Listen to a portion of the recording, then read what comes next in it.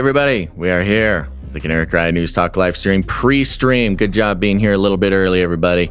Sorry, we're getting started a little bit late, but it must be done when the monkeypocalypse is upon us. I am, as we speak, sending out the text message. So if anybody out there is not tuning in, they will now know it is time.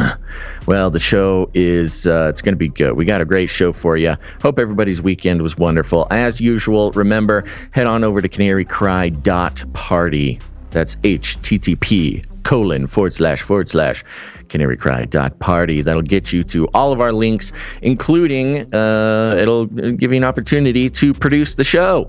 Remember, producing before the show is the best, but producing during the show is still good. Much better than not producing the show at all. So thank you to the producer coming in, and today was a great opportunity for somebody to show up and get demooched, baby. It's about time. Come on. We quite possibly could be one of the most independent news commentary media properties on the planet. We can only stay that way because of you, dear listener, becoming a producer of the show. Head on over to CanaryCry.Party, or even better, CanaryCry.Support, to keep this show completely independent and running. All right, folks, stay hydrated. Buckle your seatbelts. We got a good show for you. Let's go.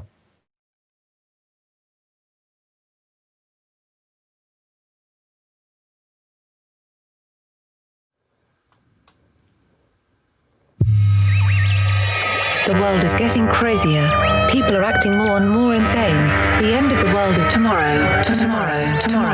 There's only one thing to do when the world is falling apart. Listen to Basil and Gonz as they discuss this week's news and events through the lens of Bible prophecy. You are listening to Canary Cry News Talk. You're listening to Canary Cry News Talk. Today is May 23rd, 2022, and we are live to tape this episode 488. And today, Monkeypoxalypse. And signing on from Off the Grid, Razzle Dazzle, I'm your best buddy Basil. And my name is Gonz, your favorite Asian provocateur for Christ, a.k.a. the Cabana Boy, here to serve you a podcast that brings you the best news, which is the gospel message of Jesus Christ, while reporting the egregious with a well-rounded, biblically grounded take on world events. That's and we're right. back. We're back. I'm feeling a different energy today. I'm feeling very officially a newsy today, folks. So no jokes today. All hard-hitting news. But while we're at it, remember, dear Canarian, that if you listen to the show on Friday, once again, you are ahead of the news. You are ahead of reality. Things that were predicted on Friday are coming true today. Just to give you a little rundown, monkeypox, the monkeypoxalypse has begun, and we will recap some of our ideas from last week and explain how they are coming true just 3 days later. Of course, Biden and China, y'all Canarians saw this one coming too. He said it. He said the thing we said he would say. Flippy will be popping in. We got a breakdown of the Great Reset as Davos kicks off this week. And then one more again, we're going to be talking about how Time Magazine thinks that Christianity needs to be held accountable for white supremacy. Then we'll take a little break, and you YouTubers, you'll have to find another place to watch the show because we do have some COVID news today. So that's right. After the first break, YouTubers, hop on over to Twitch or some other location. UFO news, Antarctica. It's going to be a wonderful show. But first, let us start with our lead stories. Yeah, our lead story. Again, we don't have an official jingle yet. But still waiting for a monkeypox jingle. We got monkeys and canaries. Monkeys and canaries, Basil. It's all coming together. That's right. At the end of the last episode, we were pointing out the CDC and other organizations highlighting the male-on-male, or those who identify as male-on-male transmission of monkeypox. Yes, the beginning of last episode. Yes, and part of, well, I guess, the end of the segment, I guess, you had asked the question, I wonder how they're going to use the LGBTQ group, crowd, whatever you want to call it, Immunity. As part of this monkeypox endeavor. And they answered, Basil. The elites, the lizard people have responded. They always fashion. listen, man. They listen to the show, and when we ask a question, they answer it quickly. Because over here at DailyMail.com.uk, we've got a long headline here. Pride Festival in Gran Canaria, which was attended by 80,000 people, is linked to Spanish monkeypox outbreak, as well as 2 cases in Italy, while European total reaches 100. Whoa! Dun, dun, dun. Look at that. All you got to do is read the CDC website to predict how they will start unfolding the drama as far as the monkeypox outbreak is going. And there it is, right there, folks. I know the angle. I know the angle now. And this is you do. Yeah. And it's no surprise to anyone, looking at this, but all the quarantining, I know it's not happening yet in the United States or in the West at large, but it can get to a point where if you're not taking a vaccine or if you're not locking down, then you are against the gay community. I think that's where this is headed. It is a it is an attack on the social justice, community or movement just by not wearing your mask, which, they've been building that for a while. So here we go. Pride Festival in Gran Canaria, which was attended by 80,000 people, is linked to Spanish monkeypox outbreak, as well as 2 cases in Italy, while European total reaches 100. The Gran Canarian Pride Festival, attended by 80,000 from Britain and across Europe, is being investigated after being linked to numerous monkeypox cases in Madrid, Italy, and Tenerife. Held between May 5th and May 15th, Mas Palomas Pride attracts visitors from across the continent. It was attended by people who have tested positive for the monkeypox virus afterwards, with public health services from the Canary Islands now investigating any links. Nice. Between the cases and the LGBT plus celebrations. Wow. Among the 30 or so diagnosed in Madrid, there are several who attended the event, although it is not yet possible. It is not yet possible to know if one of them is patient 0 of this outbreak or if they got infected there, a health source told El País. There are 2 suspected cases in men in the Canary Islands, one with links to the LGBT plus. They dropped the Q. I must have missed the memo on that festival. There's no conclusive evidence that the latest outbreak is being sexually transmitted rather than simply being passed between people who were in close proximity to each other, experts said.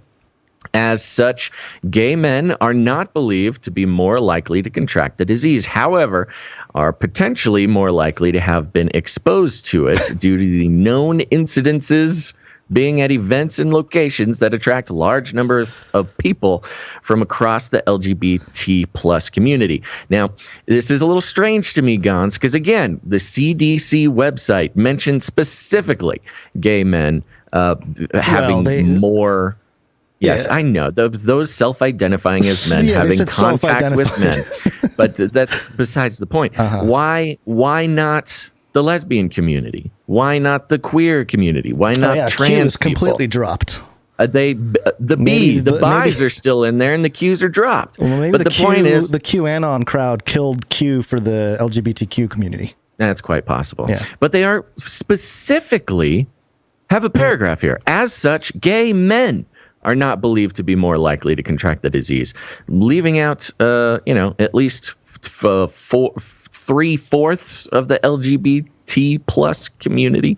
Anywho, the development came after it emerged. Spanish authorities are also investigating confirmed cases of monkeypox that have been linked to a sauna, in which Spain is used to describe establishments popular with gay men looking for sex rather than just a bathhouse.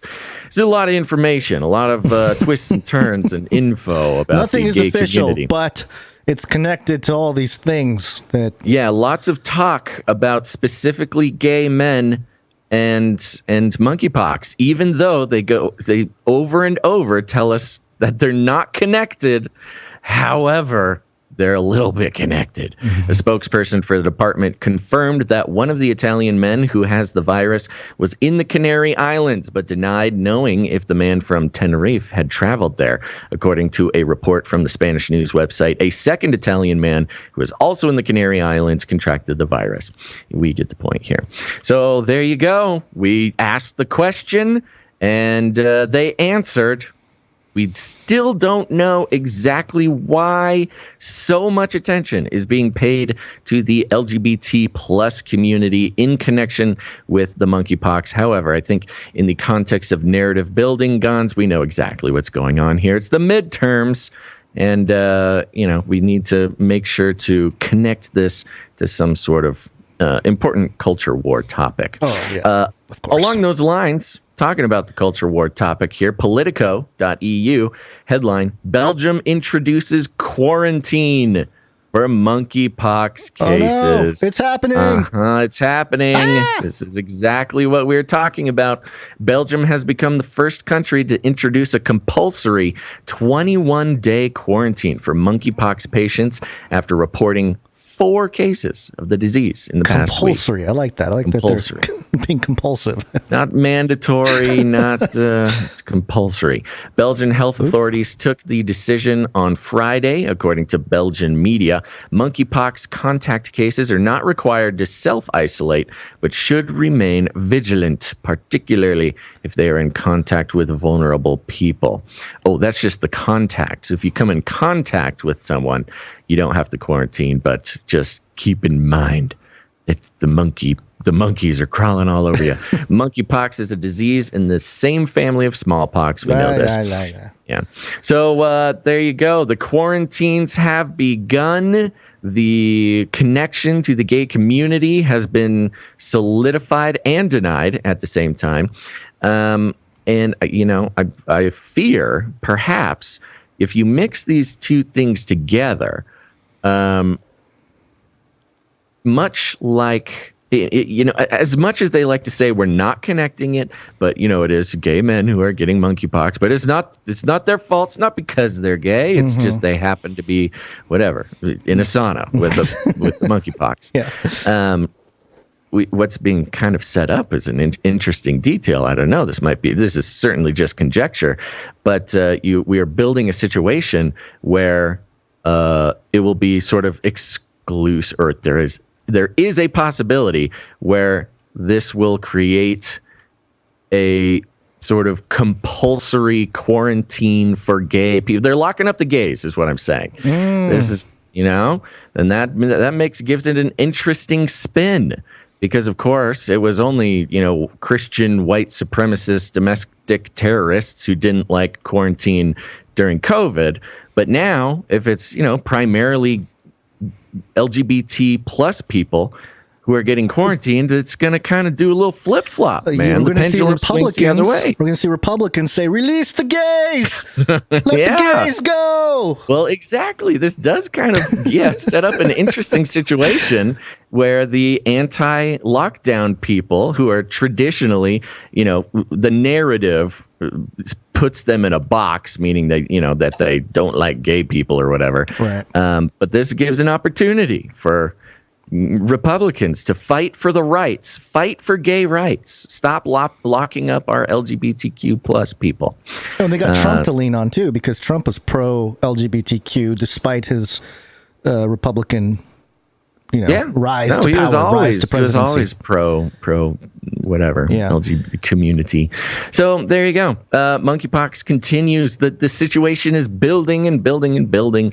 We've got something like somewhere between 80 and 92. I've seen a couple different numbers over here in the U.S., which, of course, that's how it starts, man. That's just how it starts. It starts with 1, and then it hits 100. I will mention it hits 1,000, and then it's then we're locking everything down. I will mention from another article that the quote here: Biden himself. Yes. Well, I'll take this. This is coming from CBS. On another matter, Biden, sought to calm concerns about recent cases of monkeypox that have been identified in Europe and the United States, saying he didn't see the need to institute strict quarantine measures. Speaking in Tokyo a day after he said the virus was something, quote, to be concerned about, the president said, quote, I just don't think it rises to the level of any kind of concern that existed with COVID-19. So he's sort of downplaying the threat that monkeypox could pose, which I think puts him again in a very interesting flip-flop position, because if you remember, a couple weeks into the COVID outbreak here in the U.S., Trump was sort of downplaying the threat that COVID could play, and he was lambasted forever for it. You know, just it was on the list of things that Trump got wrong. Oh, Trump didn't think COVID would be a big deal. He said it would only be 2 weeks, or he said it would end in April. And now look how wrong he is. Well, Biden coming out doing basically the exact same thing. So either this monkeypox thing is mainly a narrative being built by the the corporate news establishment for whatever purpose. Of course, the midterms are coming up, so that's helpful. Or Biden is going to, have to eat his hat later on down the road. We'll see what happens.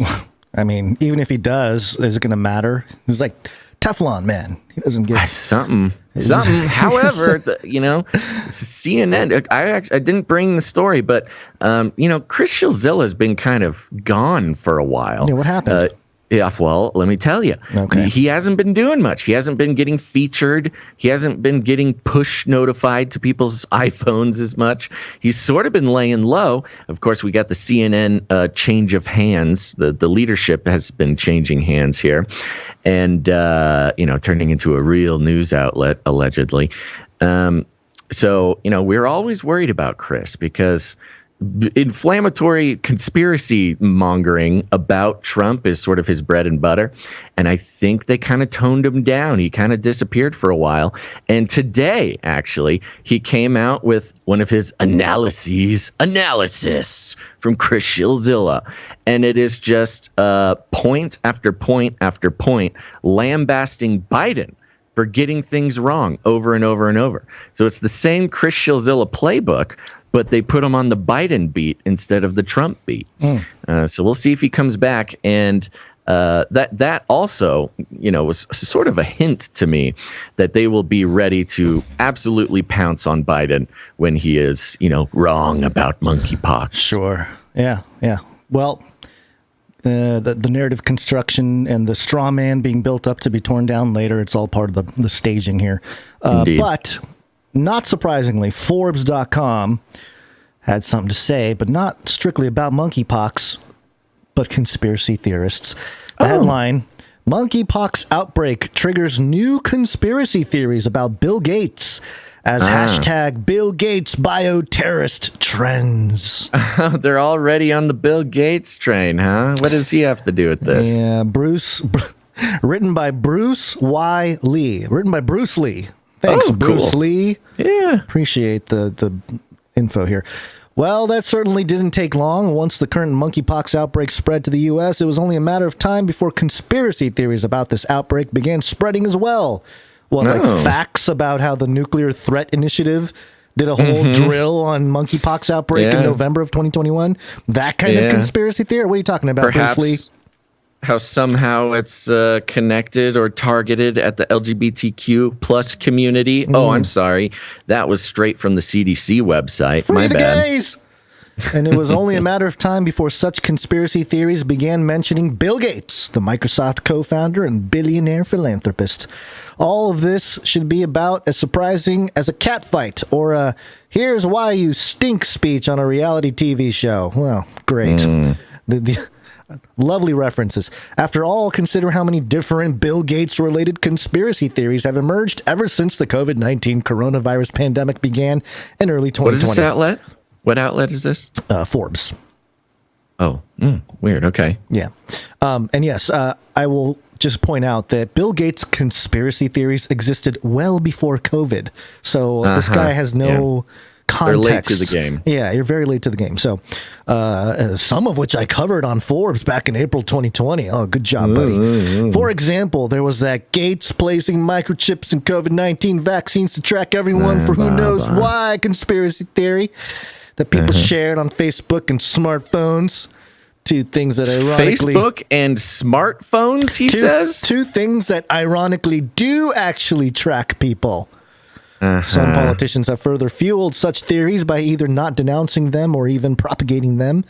Speaking of politicians, take a wild guess as to which congressperson has been among those pushing some of the latest monkeypox and Gates conspiracy theories in a space laser-like manner. Here's a hint. Her name rhymes with our jury mailer bean.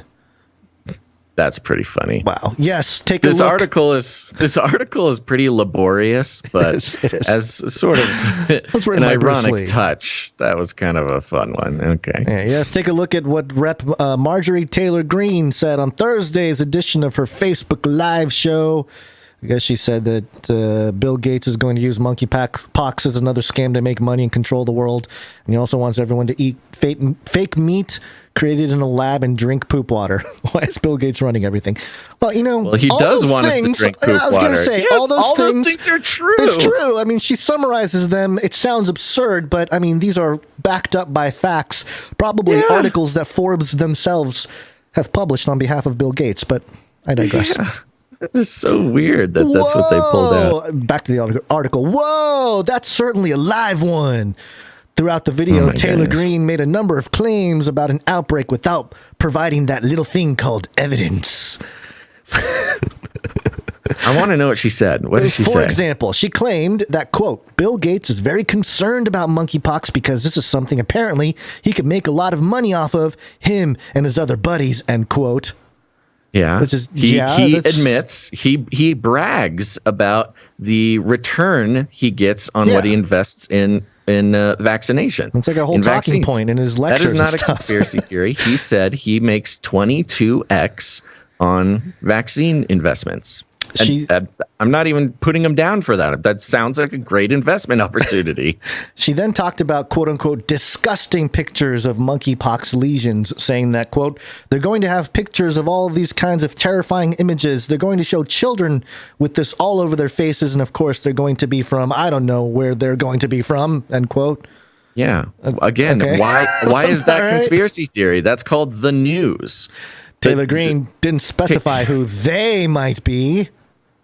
Could they be the Gestapo police? Or maybe the medical branch? And it goes on and on like this. I mean, what? I mean, the they is the news. The news is going to show the boils on children and people. Probably most of the pictures so far have been on black people in Africa who this disease is endemic. That's just a more of a common disease there. People only care about it now because suddenly white people are getting it because the news is racist. There, I said it. Can you believe it? Can you believe I said such a thing? Sorry, Susan. All right. Keep going. They just, I don't want to read because there's it's nothing else like there. It's ridiculous. This is a social engineering exercise that Bruce Lee is pulling here. Bruce Lee just keeps bringing up, where's the evidence? There's not much evidence. Where's the evidence? And it's like, hey, Bruce Lee, have you evidence actually, for what? The claims that are being made about it, blah, blah, blah. The claims are all true. I know. Bruce Lee, crazy. There's a thing called the internet. You can type into the Googlers there. I don't know. Maybe you don't want them to know that you looked up some search terms like the truth about monkeypox or something. Who knows? But I don't know. You got to be really compartmentalized to think like this. It's just and that's part of the breakdown here is that the sort of delusion continues about this stuff for the general public.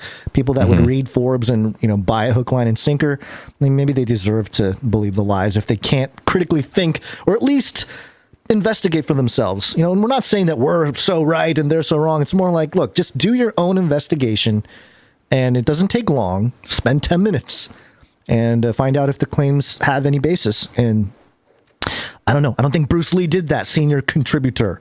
Right. And one great way to do that research is simply to sign up for our newsletter, where we send out all the sources for the show that we use, or sources that we use for the show. And, pretty much every claim that Marjorie Taylor Greene made here is backed up by mainstream corporate news. That's not even conspiracy theory. Bill Gates makes a lot of money on vaccines. He admits it, 22x on each investment. Yes, the news is going to show pictures of people with monkeypox. Yeah, they're going to tell you to wear a mask, because if you get too close to anybody's face and they spit on you, you're going to contract this horrible, terrifying disease, monkeypox. That's another quote from her. Yeah, they're going to tell us to wear a mask. Like, why is that a conspiracy theory? It's crazy. It's complete crazy talk what this fella is writing in Forbes. Now, here's one. There is one conspiracy theory that is floating around, and just for the YouTube employee who is keeping an eye on us here today, we are bringing this up to make aware our listeners the types of conspiracy theories that they might see, and what this is, what follows is a lesson in news literacy. We are going to do an exercise in news literacy here, and this comes from an article written on thenationalpulse.com. Thenationalpulse.com, we've actually criticized before doing this exact thing. They have had dubious reports in the past, mysterious funding structures, not very good at linking sources, things like that. So they're a great opportunity to practice our news literacy. Gonz, do you want to read through this a little bit? And sure. We can do the exercise together here. Yeah. So the National Pulse, is it EXC? Is that exclusive? Yes. The infamous Wuhan lab recently assembled monkeypox strains using methods flagged for creating contagious pathogens. Okay. Pretty provocative headline.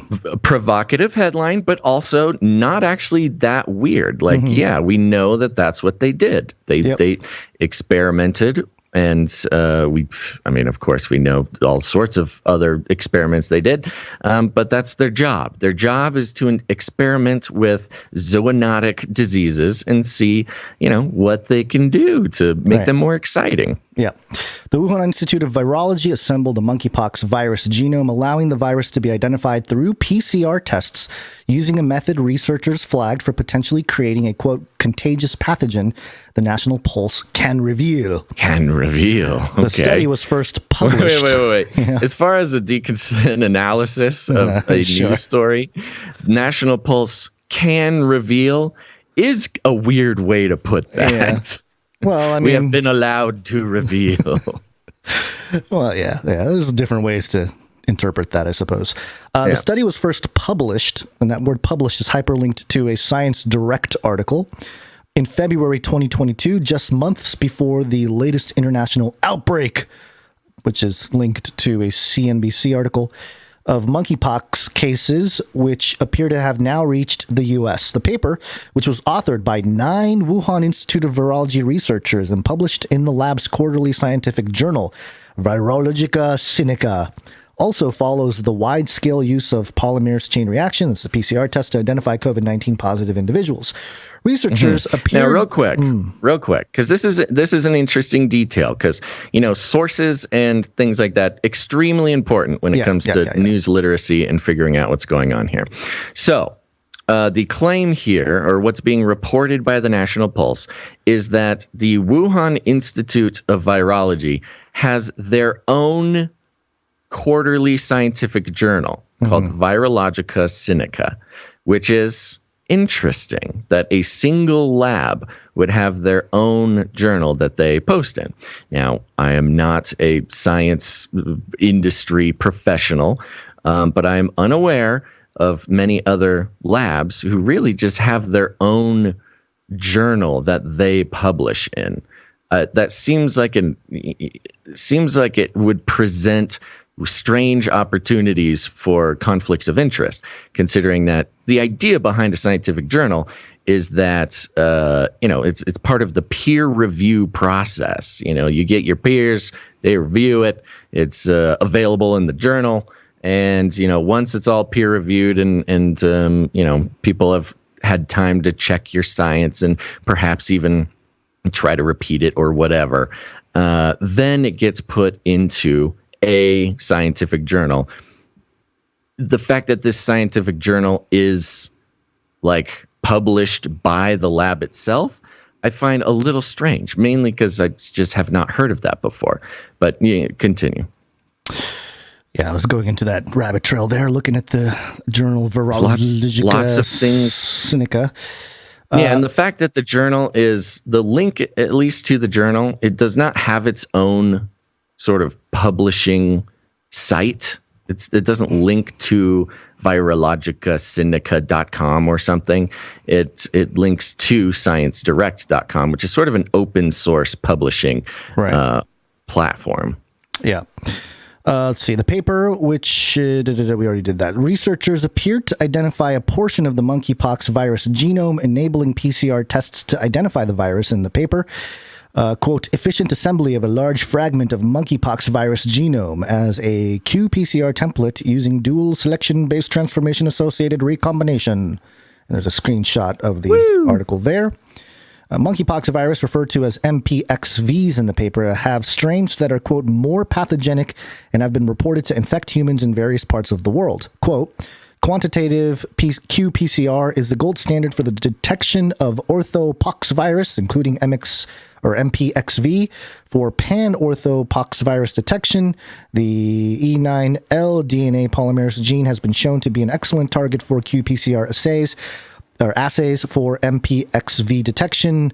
Okay. It's a little complicated. I'm just going to skip. It's very technical right there, which is another, which is kind of a little bit of a red flag for me. Right. If you're just quoting technical terminology without explaining it, it's a little bit suspicious as to how the National Pulse might be interpreting that information. Exactly. Copying and pasting extremely technical, pieces of the scientific article, the scientific journal rather, it sounds super fancy and it's sort of used to give credibility to the article. However, 0.1% of people who read this article might actually understand it, and the rest of us, we read the big words and we say, oh wow, yes, that sounds very official and serious. It's just not good journalism. Yeah. Oh man, this thing is so dense. I don't know how much more time we want to spend on it because we're almost done. I mean, you only got a few more little things here. The quotes. I mean, here's the thing: the quotes continue for a while. There's big block 5 quotes, paragraphs of quotes. Yeah, right. That is again part of the suspicious nature of this article.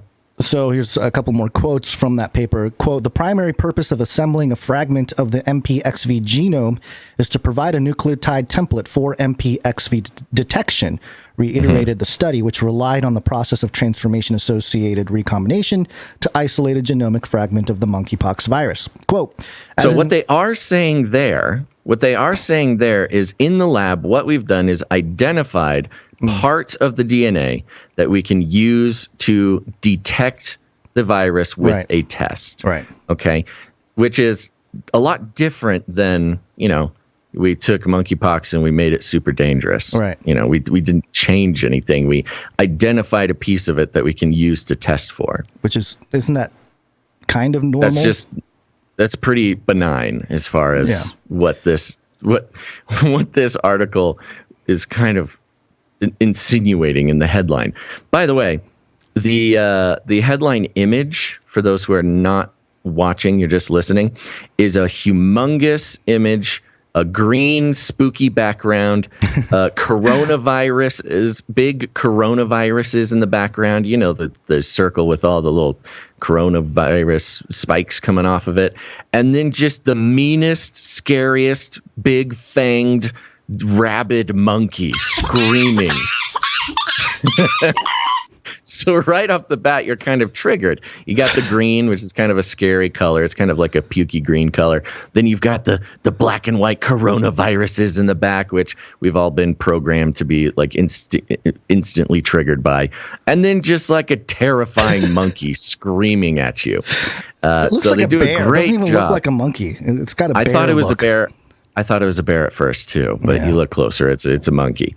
Okay. So far, what we know is that the lab, the parts that we can actually dissect from the incredibly complex scientific words that they copied and pasted on this article, is that they've been able to identify how to test for monkeypox. Okay. Continuing here, quote, as an efficient tool for assembling large DNA fragments up to 592 kb in length, TAR assembly, that's the, we just talked about that, I forget what the transformation-associated recombination assembly, has become essential for preparing infectious clones of DNA/RNA viruses, explained researchers. Okay. Another, it's when words like clone and DNA, RNA get used, I think it triggers a certain crowd. Yeah, exactly. Infectious clones. Yeah, certainly sounds scary. The paper acknowledged that TAR, quote, applied in virological research could also raise potential security concerns, especially when the assembled product contains a full set of genetic material that can be recovered into a contagious pathogen. Quote continues. Now, hold on. We have the paper acknowledging that being able to, use this piece of DNA does present security concerns. Right. That's a little different than, we made it. We unleashed the virus. Right. Mutated. Yeah. Now, considering that on the records reported in mainstream media, the Wuhan lab did have some security issues over the past many years. That is also, it's not a great thing to hear, but there you go. A little bit more here. Quote, in this study, although a full-length viral genome would be the ideal reference template for detecting MPXV by qPCR, we only sought to assemble a 55 kb viral fragment, less than 1/3 of the MPXV genome. This assembly product is fail-safe by virtually eliminating any risk of recovering into infectious virus, while providing multiple qPCR targets for detecting MPXV or other orthopox viruses, posited researchers. Sure. So what we're saying there is, hey, we didn't take the whole virus and take it out and make it, make it dangerous. It helps us detect it, but it's not enough to necessarily make it into a whole, We just took a piece out so we can use that little piece to test for, and they're claiming that this is some sort of fail-safe. But again, it's kind of strange that this is in the article that is literally headlines, the Wuhan lab assembled monkeypox to make it super scary and contagious. The unearthed study follows the Wuhan Institute of Virology conducting similar research into strains of bat coronavirus that could infect humans while admitting its facilities lacked proper laboratory safety protocol. And there's the connection. There's the connection. The end of the article. That is the end. They make the connection. I was expecting more. Between the Wuhan Institute and COVID. And then what they're really doing here is just letting you, they end it there and they just let you figure it out on your They own. let you make the association so that they can say, well, we're not publishing fake news. We can't control what people interpret the information. Very good strategy. They do link, again, to their own website about the story of the lack of regulation at the Wuhan lab, which is well known. But yeah, so there you go. So this is one of the conspiracy theories floating around. The article itself does not make the claim that the Wuhan lab, created monkeypox and it escaped or whatever. But they do document a study that is allegedly from Wuhan saying that, we were playing around with monkeypox. We took out a piece of it so we could try to test for it. And luckily we didn't take out the whole thing, and because that would be a safety concern, but we didn't do that, blah, blah, blah, which sounds a little bit different than the headline. The infamous Wuhan lab recently assembled monkeypox strains using methods flagged for creating contagious pathogens. See that? I even when I read the headline, when I actually sat back and thought about it, I was like, they were they were using strains using methods that were flagged for creating contagious pathogens. So it's like, okay, if I hit somebody with a bat, then I'm using a method. With the bat. It's not the bat itself.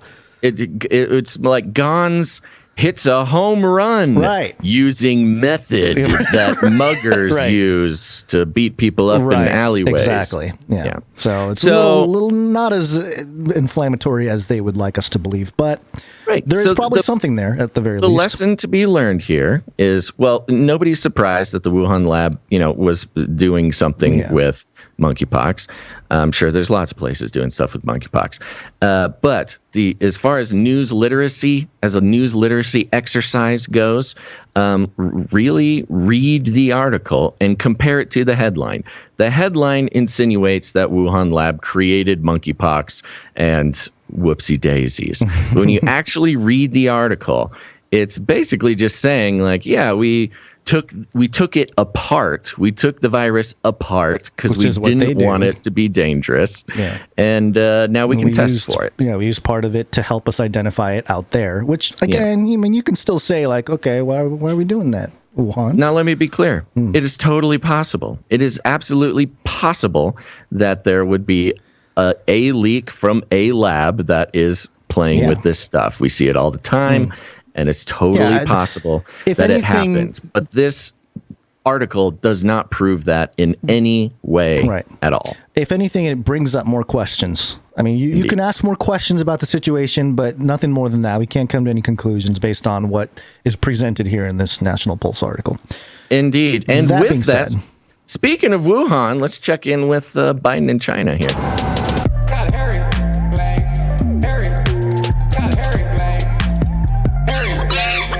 Oops, not that one. This one.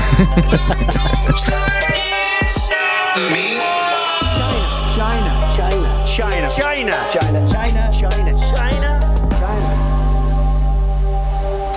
That's right. A little bit of news here. We were talking about the connections with the Ukraine, the narrative of the Ukraine conflict and how that fits into Taiwan. And it only took them a couple days, again, Gonz, to answer all of our questions. Yeah, thank CBS you so much. News. I know. They're so nice to us. They make our job so easy.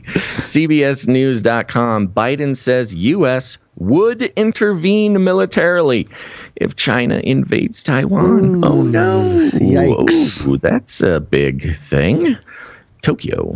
President Biden said Monday the U.S. would intervene militarily if China were to invade Taiwan, in one of the most forceful and overt statements of American government support for Taiwan in decades. Mr. Biden said the burden to protect the self-ruled island was, quote, even stronger after Russia's invasion of Ukraine. Speaking at a joint news conference in Tokyo with Japanese Prime Minister Fumio Kishida, Mr. Biden was asked by CBS News correspondent Nancy Cordes. Now, this is something to pay attention to, because you'll see in a second. This, what is about to be quoted, is being reported all over by all sorts of outlets, especially mainstream outlets. But it was a CBS correspondent who asked the question, and this is the CBS outlet.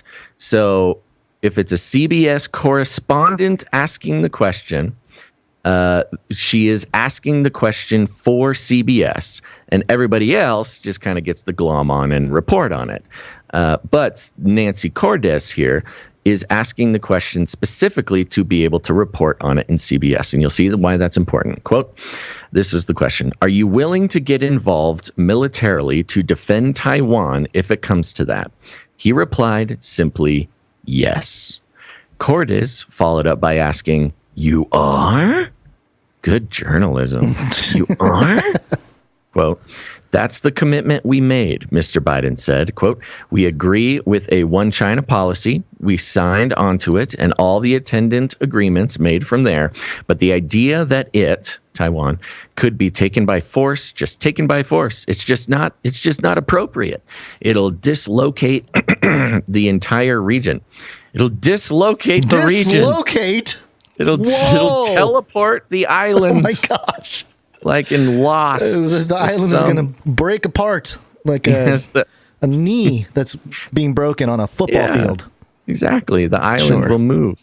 It'll dislocate the entire region and be another action similar to what happened in Ukraine. And so you made the connection. Hey, boy, exactly. Biden. There you go. He's doing it for us. All right, good job. And so it's a burden that is even stronger. Okay, so it's even more of a burden because Ukraine is being attacked. Okay, all right. We have to go against our agreement with China because Russia is invading Ukraine. The president then said U.S., quote, policy towards Taiwan has not changed at all, stressing his government's commitment to, quote, the peace and stability across the Taiwan Strait and ensuring that there's no unilateral change to the status quo. Mr. Biden said it was his expectation that China would not try to seize control of Taiwan by force, but he added that, quote, a lot of it depends upon just how strong the world makes clear that kind of action is going to result in long-term disapprobation by the rest of the international community. The president said Beijing was, quote, flirting with danger with sounds like the name of my first rap album. The president said Beijing was flirting with danger with recent military with Foreign Ministry spokesman Wang Wenbin this morning, quote, no one should underestimate the firm resolve, staunch will, and strong ability of the Chinese people in defending national sovereignty and territorial integrity, according to French news agency AFP. It is the second time in a year, and it goes on. And so for those who just need a refresher, China claims to own Taiwan. Taiwan claims to be independent. The U.S. has the one China policy where we agree that China is all ruled by China, and we just kind of don't talk about Taiwan. However, Taiwan makes 50% of the semiconductors for the entire world, and so is a very valuable asset for the U.S. to have control of. Now, the CBS correspondent asked straight out, are you willing to get involved militarily to defend Taiwan if it comes to that? Biden saying yes. Now, if you look at other outlets reporting on this exact same question and the exact same quote, they all, for the most part, they all use those words. Biden is willing to get involved militarily to defend Taiwan. However, CBS, the outlet that set up the question in the first place, creates a headline that does not even match the quote. It says Biden says U.S. would intervene militarily if China invades Taiwan, giving the impression that we are planning on getting involved militarily if something happens. When the actual quote was, we'd be willing to. Now, is that a significant difference? I don't know. We all know that the U.S. will get involved militarily if China tries to invade Taiwan because it's a financial move for the U.S. And I'm sure we would, if nothing else, do the exact same thing we're doing to Ukraine, which is send them billions and billions and billions of dollars to help defend themselves, including weapons and things like that. So, but for us to actually have American boots on the ground or ships in the sea would be an entirely different situation. That is direct war with China. And Biden, by his own words, is willing to go to direct war with China to protect Taiwan. So Taiwan must be a pretty important place, the whole Biden there. Yeah, I don't think he's going to necessarily deploy military right from the get-go. It would be a pretty bold move. Yeah. That's for sure. Plus, I think I think if this happens, or when this happens, China is going to move very quickly. I don't think the U.S. is going to even have time to respond. Well, that's my remember, opinion. Remember when we were reporting on his visit to South Korea, he was committing, not in context of China, but he was committing in the context of North Korea and their missile test, to send in, to basically fill the zone, to flood the zone with the Navy starting off, carriers, ships, blockades, things like that. And we were wondering, why this is so stupid. Why is he taking such a strange and firm, commitment towards North Korea? I think that the whole North Korea thing was an excuse to get assets in the region, not because of North Korea, but because of Taiwan. Yeah, because of Taiwan, for sure. Because now he can say, oh, we deployed a ton of ships and planes and carriers right next to you, China, but it's not about you and Taiwan. This is about North Korea. Well, and his visit to Japan is interesting because Japan has been ramping up their military in the last few years, much to the disdain of the younger generation who think, no, we're not going to do that again, as post World War II. But, I can see them being deployed, before the U.S. actually does anything, because they're so close geographically. They're kind of nearby. So, well, and that's actually a good point. Later on in this article, it's kind of a breakdown of a lot of stuff that Biden said in Japan, but it does end with this.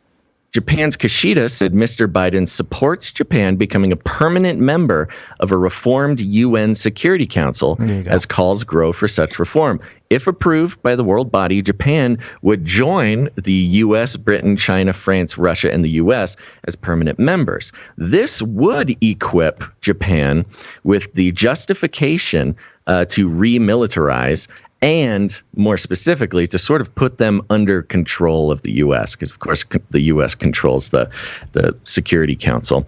And so that would be a way that Japan could sort of be remilitarized and deployed specifically to protect U.S. interests in Taiwan. Yep. Yeah. It's I'm unfortunate. I hesitate to believe anything Biden says. A lot of times you just gotta, his own people don't believe him. Right. And let me just do this real quick because it's fun. Just to sort of pay attention to what happens, not just what politicians say. There's a screenshot here of the chart, the US dollar against the Russian ruble. And you see, kind of bouncing around throughout 2022 at the early months there. And then in March, you're showing a Forex chart here. Yeah. For those who are just listening. It's a chart of the U.S. dollar against the Russian ruble. And of course, in March, right when after the war started in Ukraine, you see the U.S. dollar go way up in value against the ruble. And in that peak, President Biden tweeted out at POTUS, by the way, not his personal. This is at POTUS. He said, we are enforcing an enormous package of economic sanctions that has caused the Russian economy to crater. The Russian ruble is down almost 50% since Putin announced his war. It is now worth less than 1 American penny. Since that time, remember Russia pegged their ruble to gold and they had their move. Yeah, the dollar has moved well below. I mean, it has crashed below where it was before. Down and down. Yeah, against the ruble. So, okay, great, Biden. You did this thing with the sanctions, but it caused more weakness of the dollar against the ruble. The day he brags about it, the dollar starts plummeting. It starts plummeting, yeah. So in that sense, I don't believe anything he's saying in terms of, of course we'll intervene militarily. But when push comes to shove, I don't think they're going to do much. I think they'll have Japan do it. They'll let Japan do it, or South Korea, or some alliance there, or something. I don't know, but we'll he says. Yeah. You are privileged. You go ahead, Japan. Yes, please secure our own military interests. We'll let you do that. Yeah. Well, it's all setting up. Honestly, so besides the Japan angle, it's all setting up almost exactly how we predicted, which is fun. So With that, I think we should take a little break because, Gonz, I don't know if you know this, but it is Monday. Gary, what day is it? Monday. Monday. Monday. Gary, what day is it? Monday. It is. It is Monday. That's very exciting. Yesterday was Sunday, Gonz. Did he have a good weekend? It was all right. It was wife's birthday, so celebrated her birthday, and that was fun. We woke up to half of the city not having electricity, so that was fun. Went to church. Was doing some tech work. Doing some tech work for church, and it was all dark until about 10 minutes before the service started. And, well, that's nice of them. Yeah, we found out that some stuff was unplugged during service, so that was good. Wait, the whole city was unplugged, or you were unplugged? Half of the city was unplugged, including the church. Okay, so got it. Yeah, yeah. Well, what a great sort of timing as sort of a psyop, a cultural engineering, social engineering strategy. You take out the electricity right up until church starts, and so people can, associate that with something. I had a very exciting weekend. Had some friends out to the compound here. Showed them some emus and bunnies. Everybody was very excited. That was fun. Get some human interaction around here. Did go skating last night. Oh, there you go. That's right. Skate update, baby. You got that jingle laying around? I do. Sorry, I forgot to mention. Yeah, forgot to mention it before. Sorry about that. You need to tell me beforehand so I can get it all squared away. But I don't know that I have it. That's okay. You can look for it for a second because, folks, it's Sunday night is skate night. It's a wonderful night to get some exercise, glide around, and but you got to watch out. And those of you who have started skating, you got to watch out for that church of skating, baby. Howdy, partner. Do you even... Ooh, speaking of the cowboy, the skate man, Cowboy Man was there last night. That was fun. First time I've seen him in a while. Now, here's my social commentary, and perhaps you can you'll be able to speak into this as a former college sociology student. So this was my first time. Not first time, but so I invited some friends, brought some friends skating, and one of them had never skated before, and so I was teaching them how to skate. And, I had been sort of building a reputation as at least someone who knows how to skate, someone who has earned the respectability of the regulars and the alpha boys. I had sort of been accepted by the skate culture until I was there trying to teach someone how to skate, and suddenly everybody had something to say about my teaching techniques. Skate daddies were coming up, telling me, not telling the person how to skate, telling me how I was teaching them wrong. And this happened multiple times. And I was like, yo, skate daddies, alpha boys, I'm just trying to have fun with my friends, teach them how to roller skate. And no, it was incredibly embarrassing. You're trying to teach somebody how to do something, and you got all these old timers coming up telling you that you don't know how to teach. Go back to the kiddie rink, kid. So that was a little embarrassing, but as is my way, I completely ignored any good advice that was being given to me by people who know better than I do. Great. So there you go. Be careful trying to teach people how to skate in front of professionals, folks. It'll hurt your feelings. Yeah. Sounds good. And with that, what makes me feel a little bit better, Gonz, is the fact that we're on the value for value model. Truly independent news commentary. We get no money from sponsorships. No, not even any NGOs, not even any nonprofits funding this program, Gonz. And of course, indeed, no corporate money, no partnerships with platforms, no affiliate codes, no nothing.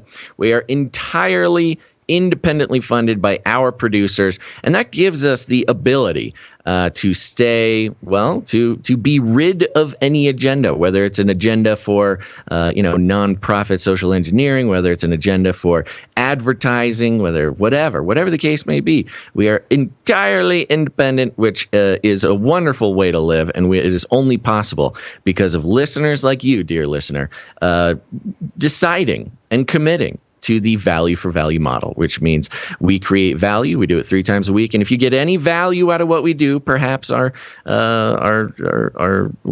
predictions about Taiwan or monkeypox and connections to different cultural movements or battles, if that brings any value to your life, it's your opportunity or your responsibility to put some value back into the system, because it's the only way that it goes. You are the ones who decide what this program is worth.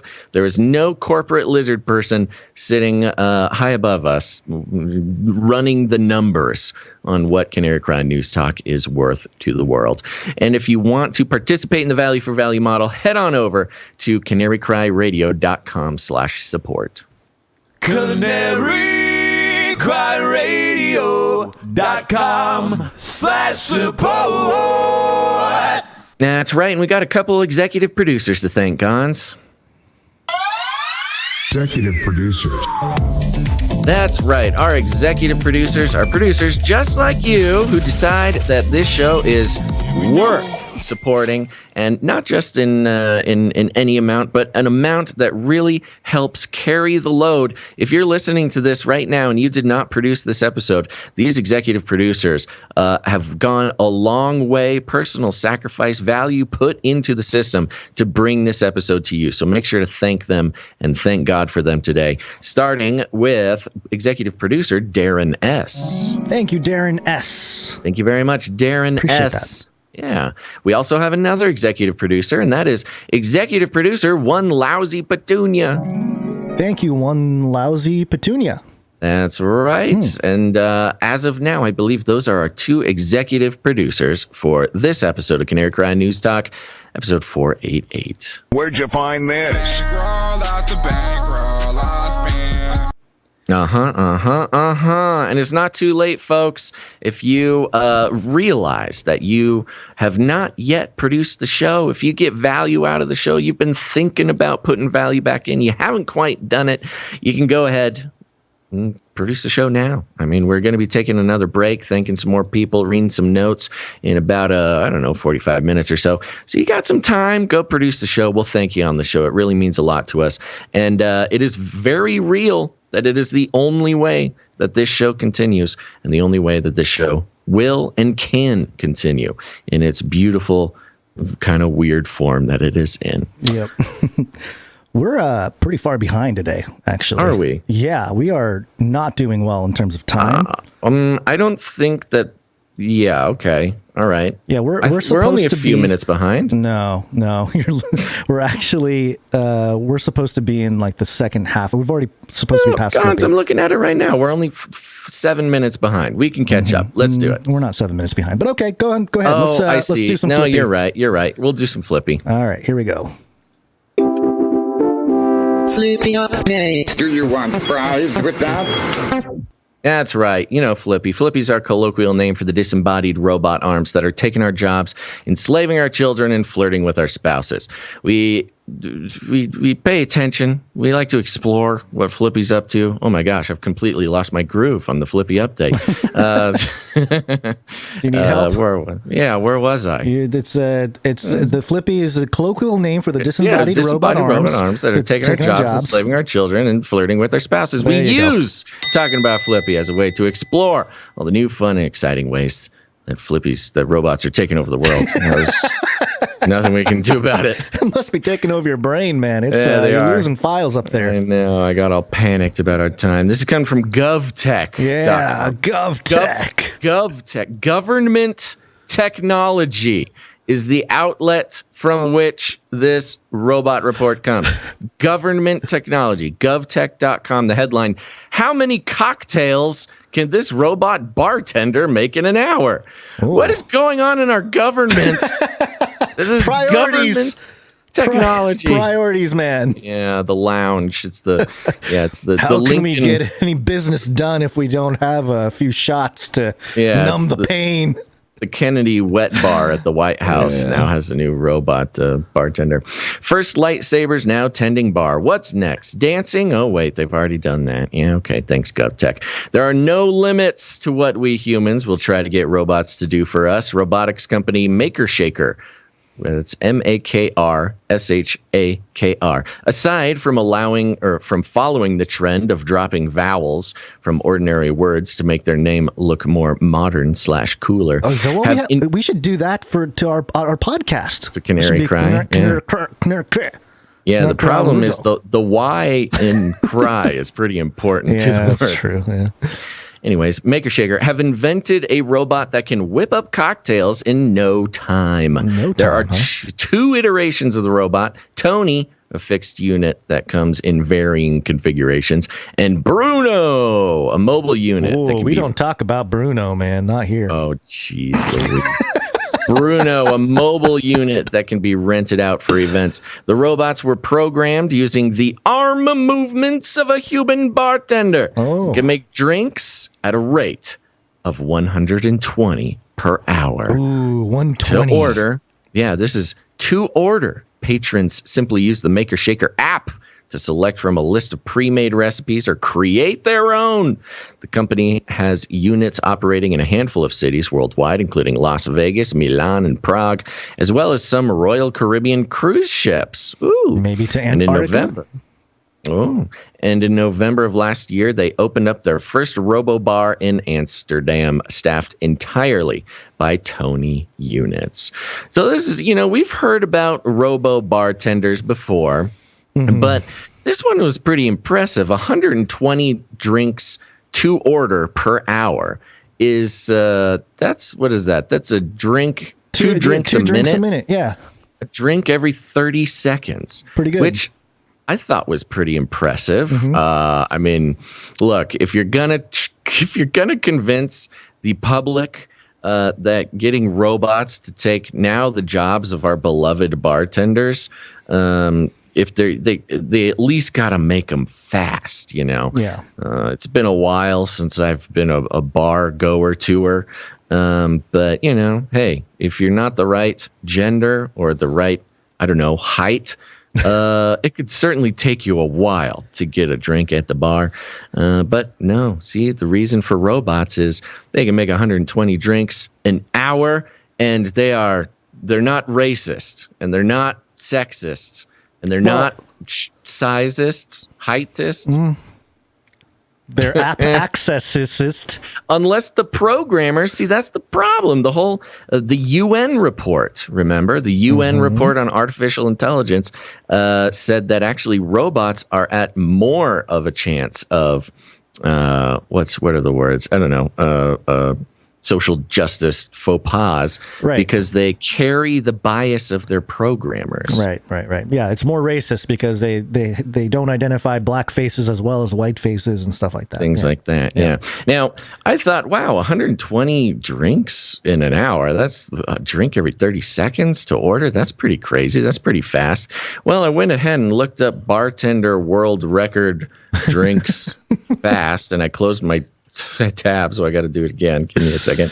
I'm thinking, okay, so how much faster exactly is this robot than the world record holder bartender? And Gonz, we have a real competition on our hands because published in 2013 is a article on bartender1.com. Fastest bartender in the world. How many drinks can you make? One of the first lessons aspiring bartenders learn, blah, blah, blah. I'm going to skip all the way to the deets. Eric Moore, a bartender at this gentleman's club, claimed the title of the world's fastest bartender last week after setting a new Guinness World Record for the most cocktails prepared in 1 hour. Mora poured the astounding amount of 1,559 drinks in 60 minutes. But you do the math, that's about a drink every 2 seconds. Wait, hold on. Maybe the robot and the human are switched places. This doesn't make any sense. How does a human more than 10x the number of drinks in an hour than the crazy. robot. How does a human make a drink in 2 seconds? And I was thinking, it's what do you crack open a can or something? Yeah, maybe you shake the drink and then you pour it into 5 cups, and that's 5 drinks or something. You make a bucket worth, right? But it says here, as if breaking the previous record was no challenge enough, the competition demanded more mixological skill than whipping up a big batch of scotch and sodas. To qualify for the record, Mora had to pour drinks with no fewer than 3 ingredients and at least 1 alcohol, and no cocktail could be repeated. Now, I'm having to assume that he means like you can't do the same cocktail twice in a row. Yeah, but because there are a lot of cocktails. I mean, I had a poster in college. 1,500 cocktails, you think? I don't know about 1,500. I was going to suggest that we have a real Paul Bunyan situation on our hands where we get, the human bartender and the robot bartender. Yeah. But apparently this human can pour drinks or mix drinks significantly faster than this robot. Go back to the lab, Tony and Bruno. Come back when you can compete with real humans. I know. I thought that this was actually a real victory for the human side of the robot war. No, we're fidgeting numbers like we always do. No, but I mean, it does occur to me that there's only one Eric Mora, world record-setting bartender. All we need to do is get a blueprint of his DNA. We'll make some clones. We'll maybe put a whole nation. Clone the guy. Maybe we will just have a nation exclusively of this guy's cloned DNA children. So we have a nation like of Star cocktail Wars. makers. Yeah, well, a whole planet. Why stop at a nation? We'll just make a whole planet. Whatever works. The clone bar. The clone. Yeah, it'll just be one big bar planet. It's Bar Wars. Bar Wars. The Clone Wars. Boom. Everyone's drunk. Got there. Yeah, okay. Yeah. All right. So there you go. We got there. So, okay. There you go. I mean, here's the thing. An army of these Tonys can outdo it. Sorry, bartenders. You're in the crosshairs. How come no female names on the bartenders? Why just male names with...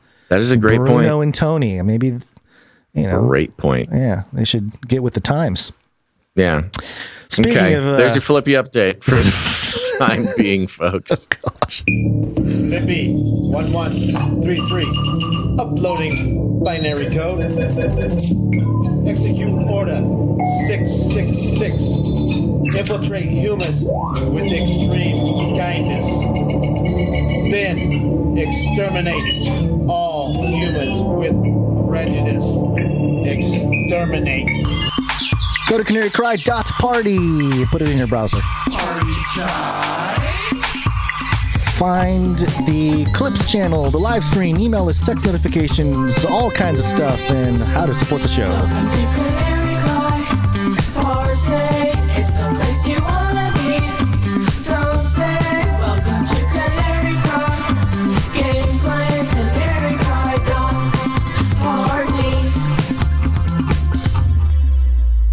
That's right. Go listen to Ravel as well. You'll find the link at CanaryCry.Party. Ravel is a podcast I do with Dr. Christopher Ian Gates. We talk about scripture, society, scandal, and scripture. No, my brain is broken today. Society, scripture, and scandal. That's what it is. And it's an awesome podcast. We have tough conversations in good faith, and have had so many wonderful guests. We also just posted our episode, another teen study Bible study that you can go check out. This one's on self-image or Imago Dei. The Teen Study Bible is, if you are a millennial Christian, you grew up with this Bible, and we are revisiting it, and it is a really fun time. If you have a millennial child, listening to these Teen Study Bible studies is really useful and helpful as well. To learn about, maybe the twists and turns of being a Christian teen in the 90s. No matter who you are, you'll get something out of it. So go check it out. It's Ravel. It's on all your podcast players. There's 2 Ravels. The other one stole our name. Mine's the cool one with my name on it. Go listen to that, please. Also, Canary Cry clips on YouTube. Go check it out. Segmented pieces of the show, shareable, careable, revisit the information. It's Canary Cry Clips on YouTube and Odyssey. Subscribe to both. And while you're at it, go ahead and text the word Canary to 877-740-3226. That's 877-740-3226. That'll get you on our text message alert system, where we will send you text messages to let you know about stuff going on, especially when we go live, so you'll never miss a show again. Do it. And that's all. That's all for that. All right. I'm realizing now I said Paul Bunyan in the Flippy update. I meant John Henry. Thank you, chat. John Henry. I am unfamiliar. John Henry was the guy who did the railroad competition with the steam engine thing. Paul Bunyan was the guy with the blue cow. ox. That's why I was kind of like, oh yeah, Paul Bunyan, what, the genetically mutated cow, or what's going on? CRISPR cow. Mixing up my American folklore here. Speaking of folklore, there's only one who creates folklore in 2022, and his name is Klaus. Oh, We need a great reset. Learn to use the dark side of the Force. Davos 2022 is back in action in person, Basil. It's been I can't believe it's already happened. It seems like just yesterday they were having Davos. Yeah, so we haven't heard too much from the actual events or meetings and stuff yet. I'm sure we'll hear more as things come out. But the campaign to make the World Economic Forum seem like the greatest institution in the world was out in full force over the weekend. And I want to just start out real quick with this book review that was done on thepoint.gm. And the title of the review is The Fourth Industrial Revolution by Klaus Schwab. And they're just now reviewing it? Well, it's an old book now. It is a real old book, but this is whatever. Okay. And it was done by, who's the person who did this? The author here. Oh, it doesn't Bruce say. Lee. Maybe Bruce Lee. Reviewed by Andrea Bandelli. The Fourth Industrial Revolution is driven by the unprecedented level of developments in material sciences, digital technology, and biology.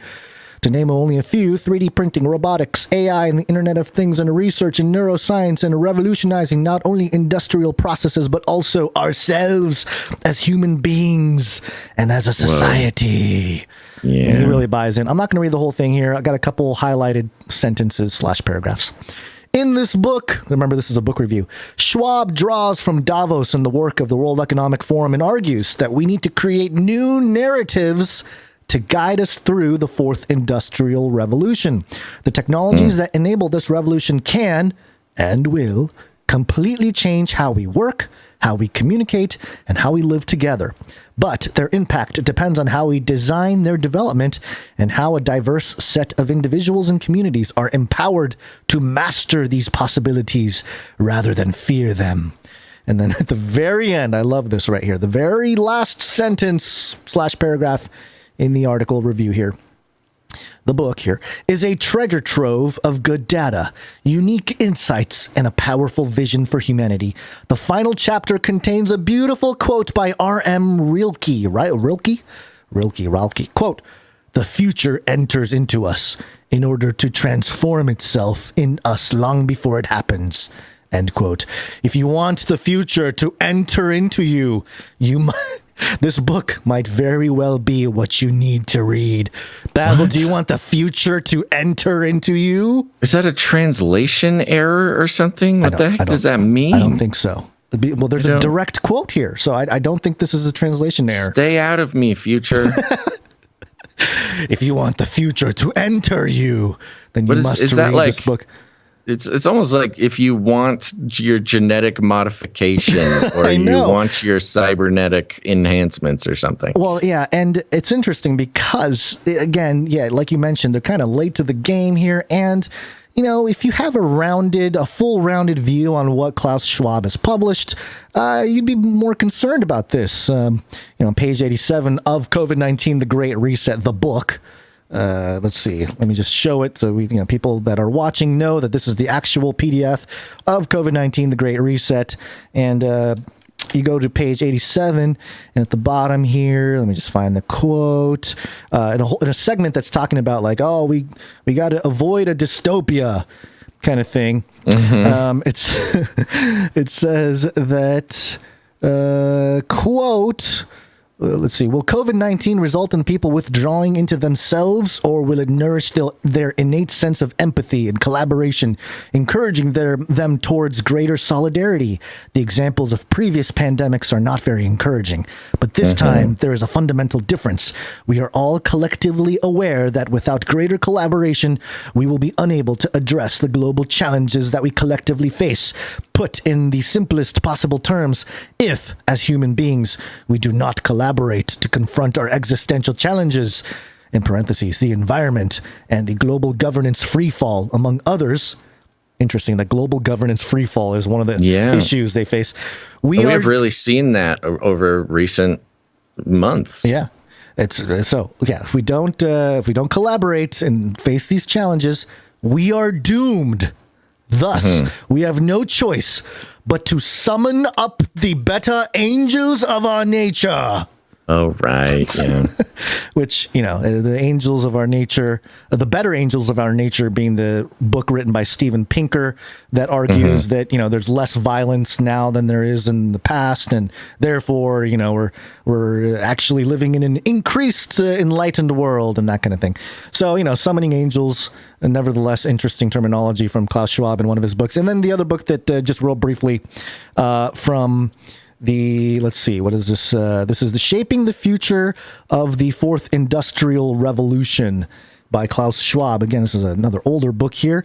There's a whole segment on neurotechnology, neurotechnology and biotechnology. And I had a quote. Oh, I think I might have actually taken a screenshot of it, so I didn't have to search around for it.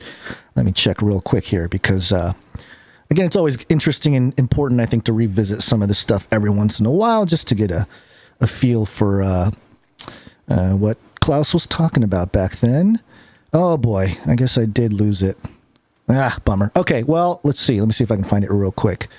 He talks about DNA sequencing and how we've already done DNA sequencing of different animals and we're already messing with their genetics. And so, it's only a matter of time before humans get caught up in that genetic stuff. So we need global governance to manage the risks of all that kind of stuff.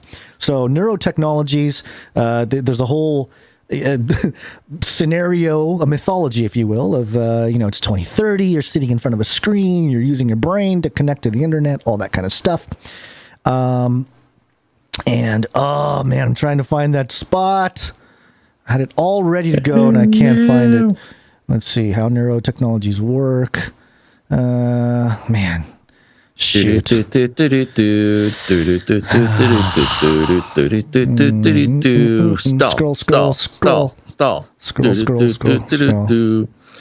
I think it's interesting how they're putting out the book review of a book that came out years ago. Of course, it is just sort of it's just part of the PR campaign, really, to try to put a positive spin on Davos, because, they've kind of, I wouldn't say they've lost control of the narrative, but they are working diligently to maintain control of the narrative. Right. Because, ever since people caught on to kind of how creepy lizard people they are, it is not even necessarily a partisan conversation. I mean, of course, they have their own. It's a class conversation, They keep trying to make it into a culture war. Yeah. And we all know that culture war is the way to distract the population from the real war, which is between the classes, the elite lizard people and everybody else that they're trying to oppress and control. I found the spot. Yeah. There's a segment in the book called The Promethean Power of Biotechnology. Oh, good. Yeah. Prometheus, of course, being the Greek god who stole fire from the gods and brought it to humans. He's the light bearer. The Greek parallel to Lucifer. Right. Just real briefly here, in healthcare and agriculture, biotechnology provides tools and strategies that can redefine our relationship with nature. He wants to redefine our relationship with nature with technology. Advances in digital technologies and new materials over the last 20 years have enabled forward leaps in such areas as understanding of genomes, genetic engineering, diagnostics, and pharmaceuticals alike. Like fire in ancient Greek mythology, stolen from the gods by Prometheus and given to humans, the power represented by biotechnology is sometimes portrayed as a civilizational leap for humankind. Some worry that biotechnology could antiquate the presumption of human equality on which liberal democracy depends. Biotechnology differs in 3 significant ways from other enabling technologies of the Fourth Industrial Revolution. And it just goes into how it's transformative, and we must do the things to transform and not be like China. So, but yeah, just a reminder of his writings are pretty provocative. It's not conspiracy theories. Like, it's written in his own stuff, like, it's altering humans, biotechnology, neurotechnology, a dystopia. We must avert it. So, and it's all keeping with that this in sort mind. of transhumanist, sort of Luciferian transcendent ideology. Right. And so I wanted to do that first because I just wanted to get that out of the way as a context, as a backdrop to what we have here, which is PBS NewsHour. And the headline, World Economic Forum returns in Davos after pandemic pause. And then we don't have to go through all of it, but it says Davos, the hub of an elite annual gathering in the Swiss Alps, is back. More than 2 years after the coronavirus pandemic kept its business gurus, political leaders, and high-minded activists away, there's no shortage of urgent issues for the World Economic Forum's annual meeting to tackle. With their lofty ambition to help improve the state of the world, forum organizers have their work cut out for them. There are soaring food and fuel prices, Russia's war in Ukraine, climate change, drought and food shortages in Africa, yawning inequality between rich and poor. Yawning. Okay. The autocratic regimes gaining ground in some places, as in against the World Economic Forum, on top of signs that the pandemic is far from over. It's hard to predict if the high-minded discussions will yield substantial announcements that make headway on the world's most pressing challenges. And then in a big screen picture of Zelensky talking, because most the golden boy, and the caption of his little thing here, they executed women outside the houses, and just all the horrible things taking place in Ukraine. And it goes on here, kind of discusses all the different topics that will be addressed. So yeah, just to highlight, and again, we'll hear more, but the campaign here, the media campaign, it's quite remarkable. I have 2 New York Times articles. We won't go through all of it, but just to give you an idea, we got one headline here from New York Times. This year at Davos, a referendum on Davos itself. And I love this author here, David Gellis. Listen to this subheadline. Many values espoused by the World Economic Forum: globalization, liberalism, free market capitalism, representative democracy are under attack. Now, is the World Economic Forum really for free market capitalism? I mean, they can say it's they all are, about definitions really at that point. But were these things that they are in favor of? That this author is in favor of. This author here in the New York Times is saying that those things are under attack because the World Economic Forum is under attack, because the sentiment for the World Economic Forum is not good right now. I don't know if you noticed. It doesn't sound like this. Yeah, it doesn't sound like this guy has actually read any of Klaus Schwab's work. No. It's not about free market capitalism. It's called stakeholder capitalism. Right. And that's my kind of point here, and that's the reason why I had a couple of those quotes from early on, because a lot of these guys don't seem like they're fully read on what this guy has published. It's just bad journalism. Yeah. It's just they just haven't read the material, and they just got like a fact sheet given to them by some goon from the World Economic Forum or somebody to try to put a positive spin on it. Yeah, if people don't know what stakeholder capitalism is, and if they, and they won't know if they don't read about it, because Klaus and his cronies don't really like to explain it, because when you explain it, it sounds like you're giving control of the government over to corporations, right? Which, is already in sort of a practical way, definitely happening as we speak. But it just sort of solidifies that concept in a more official manner, rather. It'll be a feature, not a bug. Right. And this particular article is all about in the context of the Russia thing. And it's interesting. There's a quote from Schwab, Klaus. He says, quote, "When we cut relations with China, I reached out and at the same time I said, the forum is available for bridge building at any time in the future," end quote. He said, "We would like to be bridge builder." So, yes, Klaus not taking he did kind of say no to Russia, but also sort of leaving that opportunity to build a bridge out there, So is that what he's referring to? Is he referring to Russia with his bridge building? Yes. Yes. The other article from the New York Times. Both Zelensky and Putin were World Economic Forum. I know. Klaus would be young the perfect, global leaders. If Klaus was in charge, he would bring if them both he comes to the in and brokers the peace between two of them, then he can rise to emperor of the world, and everything will go just dandy for him. I brought peace. Here's the New York Times, another article from the New York Times, and the headline for this one: "For elite, yes; ostentatious, yes, but also effective." And the subheadline: "For all the criticism of the World Economic Forum's display of wealth, productive partnerships are indeed formed at Davos, participants say." So, again, understanding the sentiment out there that the World Economic Forum PR is not good right now. A lot of people saying, what is up with this organization that thinks that they can control the world? We didn't vote these people, and they're very opulent, and they show up in their private jets and stuff, and they got their psychedelic shamans this year. It's a whole thing. And most people are like, hey, why who made these people? Who put them in charge? But of course, the New York Times is going to try to defend the other side and say, there's some criticisms that are warranted, but also, the world's the movement of the world is determined by. Well, and of course, the New York Times. Who is this? This is the deputy managing editor. Right. Was an invited guest to the World Economic Forum. Yes, and they do some apologetics of Gavi. It's the Bill Gates outfit.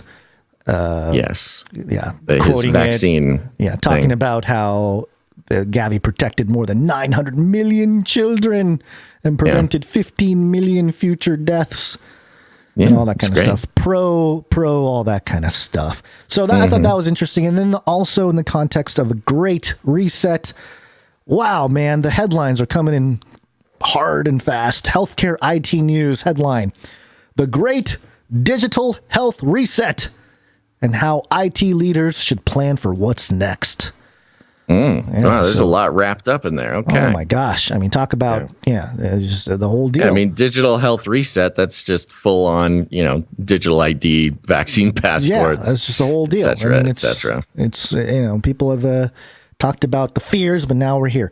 And then Forbes.com, "The Great Retail Reset hits the bullseye, getting back on target." It's actually about Target, the store here. But yeah, good for them. I know, good for them. But again, I can't tell if this is just SEO trying to muddy the Great Reset topic, because they keep using Great Reset, but they'll throw in retail or they'll throw in digital health between it, to kind of. Well, we identified that back in 2020 when, the Great Reset definitely started catching on in the mainstream. Of course, we found it in 2016 when they first started the branding for it. But it really caught on in the mainstream around 2020. And it's, like I said, it's not a partisan matter. It's not anything like that. You can't let the citizens, the oppressed people, the pawns of the world get too uppity about your big world domination plan. And so they even admitted that the branding wasn't great, that we did a bad job. Right, that's right. They said that people didn't like it, which was the same, is the same response as the Biden administration when they shut down the Disinformation Governing Board. Right. They said, "Oh no, we just didn't explain it good enough. You just don't understand it. It's okay. We'll just shut it down for now." Same thing with the Great Reset. They came out. They said, no, you don't understand. When we say you'll own nothing and you'll be happy, it doesn't mean that. No, you just don't get it. Okay. Well, and then the second that, it was literally like the day after, the mainstream corporate news started rolling out article and article and sort of muddying the waters with the term the Great Reset, which you used to be able to just Google and get straight to the World Economic Forum. And now it's just they've just been flooding the zone with Great Reset, Great Retail Reset, Great Health Reset, great, just adding the words on other stuff. Yeah. So it's harder and harder to find the original and the main branding. And the main thing they're trying to flip it over to is the Great Replacement. Of course, yes, the Great Replacement. Media Matters for America, MediaMatters.org. The headline is Facebook profited from ads promoting white supremacist Great Replacement theory. Mm-hmm. Well, they made money off of it, those horrible people at Google. Yes, Zuckerberg and which is interesting because it's Facebook, right? It's Facebook, is Facebook and Google, or just Facebook? No, this is just Facebook for this one. Yeah. Although I'm sure Google did too, but they have better PR people to twist some of it. But what was I going to say? I was going to say something about this whole thing, but I totally lost my train of thought. Well, anyway, point being that controlling the narrative, and if you're typing in Great Reset, you type in RE. Now you're going to get Great Replacement first before anything else. Yep, So, and that's just another aspect of controlling the information flow. Yeah, SEO, baby. Mm-hmm. Okay. See. Oh, you have more? No, I was trying. I had like a little bridge, kind of like Klaus has a bridge to Russia. I had a bridge ready to go to kind of hand off to the next thing. But it did not come to my brain or stay in my brain. So, in light of that, let's go biblical, I guess. It's got to be biblical. Okay. And speaking of the Great Replacement theory and white supremacy and all that. Yeah, this is coming from Time Magazine, a big spotlight that they are shining into the darkness here at Time Magazine. This is written by Robert Jones. The headline is not going to surprise anybody, but it is the culmination of what we've been seeing for a couple of years. There's and it goes like propaganda this. rooster letting his presence be known. Oh, you can hear him, huh? I heard him, yeah. Oh, he must be he must be at the perfect sort of, frequency, because he's pretty far away. He's not very loud around here. So if he's breaking through the sound gate, he's the propaganda rooster is hard at work today, folks. And here it goes. Here's what the propaganda rooster does want you to hear. The headline is, "It's time to stop giving Christianity a pass on white supremacy and violence." Okay, who is giving giving Christianity a pass them a pass? Not just white supremacy, but specifically violence. I would like to know who is violence, just open violence. Christians. No, we're giving the Christians a pass. They can be as violent as they want, apparently. I'm going to do my best to balance reading the article, letting it speak for itself, and commenting only when it is important.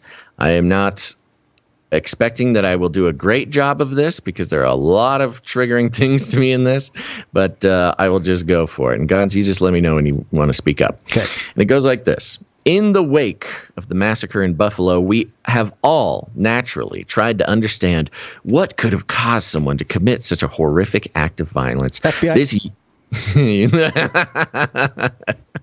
Excuse me. I'm sorry. I just FBI. Okay. This young white man linked his motivations to fears about demographic and cultural changes in the U.S., dynamics that he believed were resulting in the replacement of, quote, the white race. The shooting has spurred a national discussion about the mainstreaming of these concerns, often summarized under the term, quote, replacement theory. Most of the attention has been given to the demographic component of this theory, while the cultural aspects have been overlooked. But the fear of cultural replacement has an unambiguous lineage that gives it specific content. At the center of, quote, the great replacement logic, there is and has always been a desperate desire to preserve some version of Western European Christendom. Far too many contemporary analysts and even the Department of Justice have not seen clearly that the prize being protected is not just the racial composition of the country, but the dominance of a racial and religious identity. If we fail to grasp the power of this ethno-religious appeal, we will misconstrue the nature of and underestimate the power of the threat before us. Okay, I got some things. You got some things? Yeah, sure. I mean, I have one thing, but I will hear your thing. You want to hear my thing first or your thing first? Well, okay, I'll just mention it. Yeah, mention your thing. He's basically what he's setting up here is no, you don't get it. It's not just about race. This isn't just racism. This is, a cleansing of all. This is a religious war. This is a crusade, because it's not just about race. It's about being not Christian. It's these Christians that fear, having the Christian culture replaced. That's the big part. And, which again, it's about race. I mean, yeah, they're trying to make it not about race, but it is. Like to them, it's these people about here. race. Like the guy was unstable. He was getting influenced by the FBI and other things online or whatever. Sure. It was about race. He was a racist kid. He was a mentally ill kid. He was, on the radar. And he was, unfortunately... Fake news, Basil, FBI. Well, I'm just talking from on the radar. Sure, yeah. From the perspective of, the story. Right. It's that, he was a racist person. Right. And what Times and Robert Jones is trying to do here is like, no. It's not race. It's Christianity. Right. They're scared of Christianity being replaced. Yeah. And that's the moment I have to be like, you know what? No, it's not. It's about race. This was a sick, dark person. But he'll go into more of it. But you can see they're trying to sort of Aikido the concept. It's almost like the Great Replacement, of course, took over the news cycle and everybody knows about it now in the context of race. And now comes this sort of turn. It's like a bait and switch. Right. And we knew this was coming. We've been saying the setup. Saying this exact thing. Yeah. So what do you got? Let me mention real quick. So the part that got me was, one, how they were talking about how the replacement theory, this theory, the spurred a national discussion about the mainstreaming of these concerns. Yeah, the people mainstreaming this topic is really the mainstream media. It was kind of like a fringy thing. So yeah, I don't know why they're like, oh yeah, it's the people that are believing nonsense. Here's the other thing to keep in mind, and this is just, again, more background information, but this whole notion that there's an ethno-religious appeal. If we think back to history, we've pointed this out. 1951, Truman set up the Psychological Strategy Board, the PSB. It had the CIA, Department of Defense in there, and it says in their documents it was made for the potential role of religion in psychological warfare. And so, the quote, potentialities of religion as an instrument for combating communism are universally tremendous. And religion is an established force which calls forth men's strongest emotions. But our overall objective in seeking the use of religion as a Cold War instrumentality should be the furtherance of world spiritual health. That's what they said. Okay, so if you think about, it's a controlled thing from on high in the government. It was like an established thing to weaponize the church.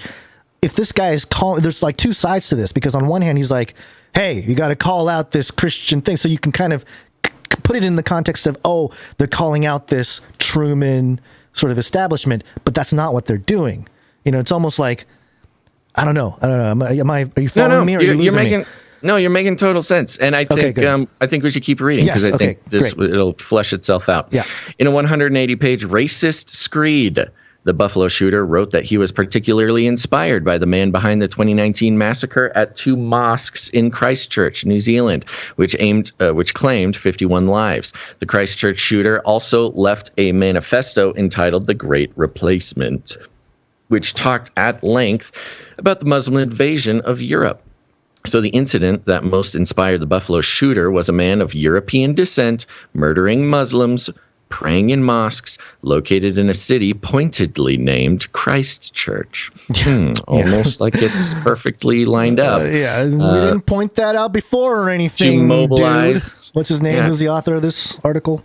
Robert Jones. Bob. To mobilize exactly what you're talking about, which is, yes, look, religion is used and manipulated by elite ruling class,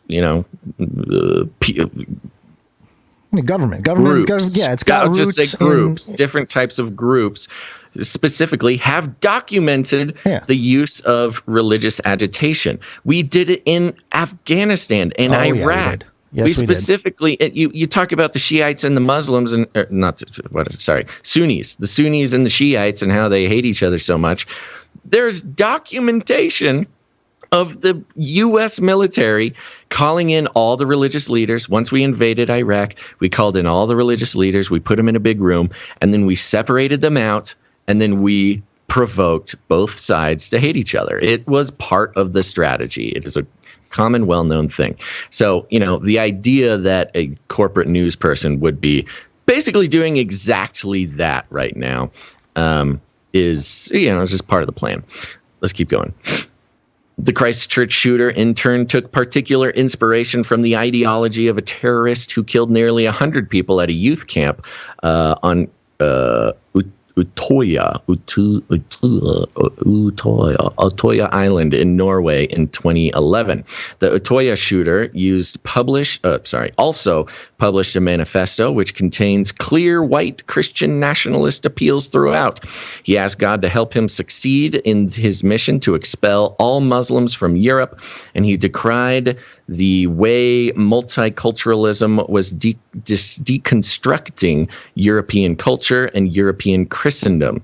Toward the end of the document, he proclaimed, "Onward, Christian soldiers, celebrate us, the martyrs of the conservative revolution, for we will soon dine in the kingdom of heaven." Psyop. My gosh, come on. So obvious, but okay, sorry. In the U.S., but see, and that's kind of the funny part about it, because like if you are Christian, you can read something like that and be like, oh yeah, no, I mean, not this. He may or may not have been Christian, but he certainly is under the influence of something else. These are talking points that the FBI and certain intelligence agencies made as threats to America back in like 1998. Exactly, they had they're catalogs. The Armageddon papers or whatever they were called. So exactly. They in the U.S. checks off that whole list. It's basically a checklist of all of the PSYOP operations. Weaponized white supremacy in the world. Exactly. Yeah. In the U.S., this drive to preserve white Christian dominance undergirded the worldview of the Ku Klux Klan when it reemerged in the early part of the 20th century. We rightly remember the terrorism aimed at Black Americans, but the KKK was also explicitly anti-Jewish and anti-Catholic. It existed to protect the dominance of white Anglo-Saxon Protestant America. Yeah. Okay, exactly. Okay, thank you. We know what the KKK is. Great. Like, how is that relevant to just like Christianity in general? But okay. In 1960, in my home state of Mississippi, Governor Ross Barnett regularly blended his Christian identity with talk about the threat of white genocide. Okay, we get it. You had a racist pastor, Robert Jones. We get it. Off the campaign trail, Barnett also served as head of the large men of the What? Head of the large men's Sunday school program at the most. Is it a Sunday school program for large men? Or is it a large men's Sunday school program? You know what it probably was? It was probably a men's group, like a large men's group, and it got messed up in translation or notes or something. Something, yeah. Large men's That's if I'm giving them a benefit of the doubt. But also Sunday schools for children. So, again, I'm not sure how familiar this guy is with, church. Program at the most influential church in the state, First Baptist Church. After his successful segregationist campaign, oh, you mean like Biden? Okay. FBC blessed him with a consecration service and a gift of a pulpit Bible in recognition of his protection of their white and Christian supremacist worldview. Oh, did they say that? They said, we give this to you in defense of white supremacy in our Christian supremacist worldview. Thank you. That's a good point. In the deconstruction of this article, I thought that exact same thing. That is not a quote for the prize. That is just him saying words. And there's no, there's no source or picture. There's no nothing. He's just saying, hey, I had a racist pastor and he won a racist award from First Baptist Church, which is the most general name for a church in the country. Well, plus, so here's the other thing. The article, this article kind of gets into it as well. Every article that's talked about this issue of the race in America and all that kind of stuff, they all point to how there is a categoric sort of decline of the white man in Europe and the U.S., which I think is fascinating because it's like, we must get rid of it. And then it's like, it's declining. And it's like, keep declining. Is that what they're going for? I mean, it's just weird how it's all... Well, in the talk about the Great Reset, it's very funny, and we've already pointed this out in other episodes, where they will admit that, like, yes, the whites are becoming a minority, and Christianity is becoming a minority, and these people are afraid of whites and Christians becoming a minority, but it's all a conspiracy, it's not real, et cetera, and it's a very confusing sort of doublespeak thing. Yeah. Now, he goes into why are we seeing the rise in white supremacist violence over the last decade? In short, in the U.S. context, the election and the re-election of our first black president coincided with the sea change of no longer being a majority white Christian nation. As I noted in my book, The End of the White Christian America, white Christians went from 54% to 47% in that period, down to 44% today. These twin shocks to centuries of white Christian dominance set the stage for Donald Trump. Which is funny because it's like, okay, so white Christians, there's less and less and less of them, and they're no longer the majority. And then we got Trump. Somehow the minority elected Donald Trump. So it's their fault, but it's kind of like opposite of how elections work. I don't know. It's just weird. Trump's Make America. Oh, this is a great little leap here. Trump's Make American Great Again formula. Wow. He can't even get the quote right. He doesn't even get it right. Again, he says Make American Great Again, which is not it. This is Time magazine. Bob, you need to Bob Jones find another job, man. Make American Great Again. That's the second just sort of erroneous. It's not even a typo. It's just an erroneous fact. Yeah.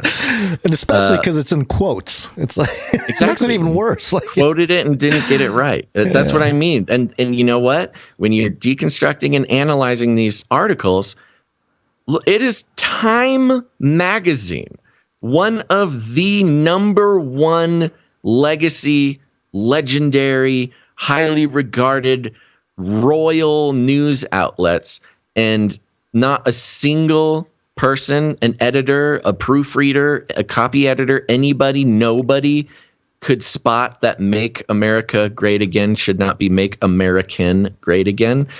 Either it's incompetence on the part of Time, or it's something on purpose, like it's a misquote or an erroneous thing. I don't know. It's just weird. Who knows? It's suspect, though.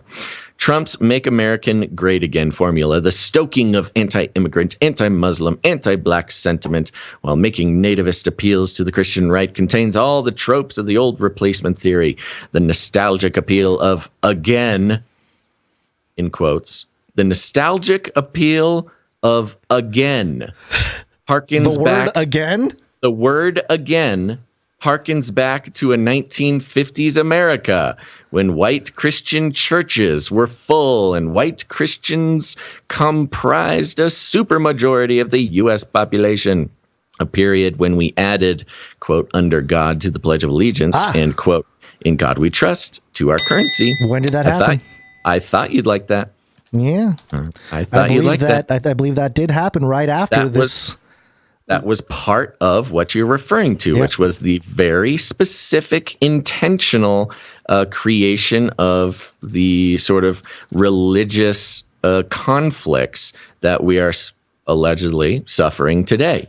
Was a purposeful shift and creation, more than anything, PSYOP PR campaign by the government, documented, thanks to, and explained to us and laid out quite nicely by Mike Bennett.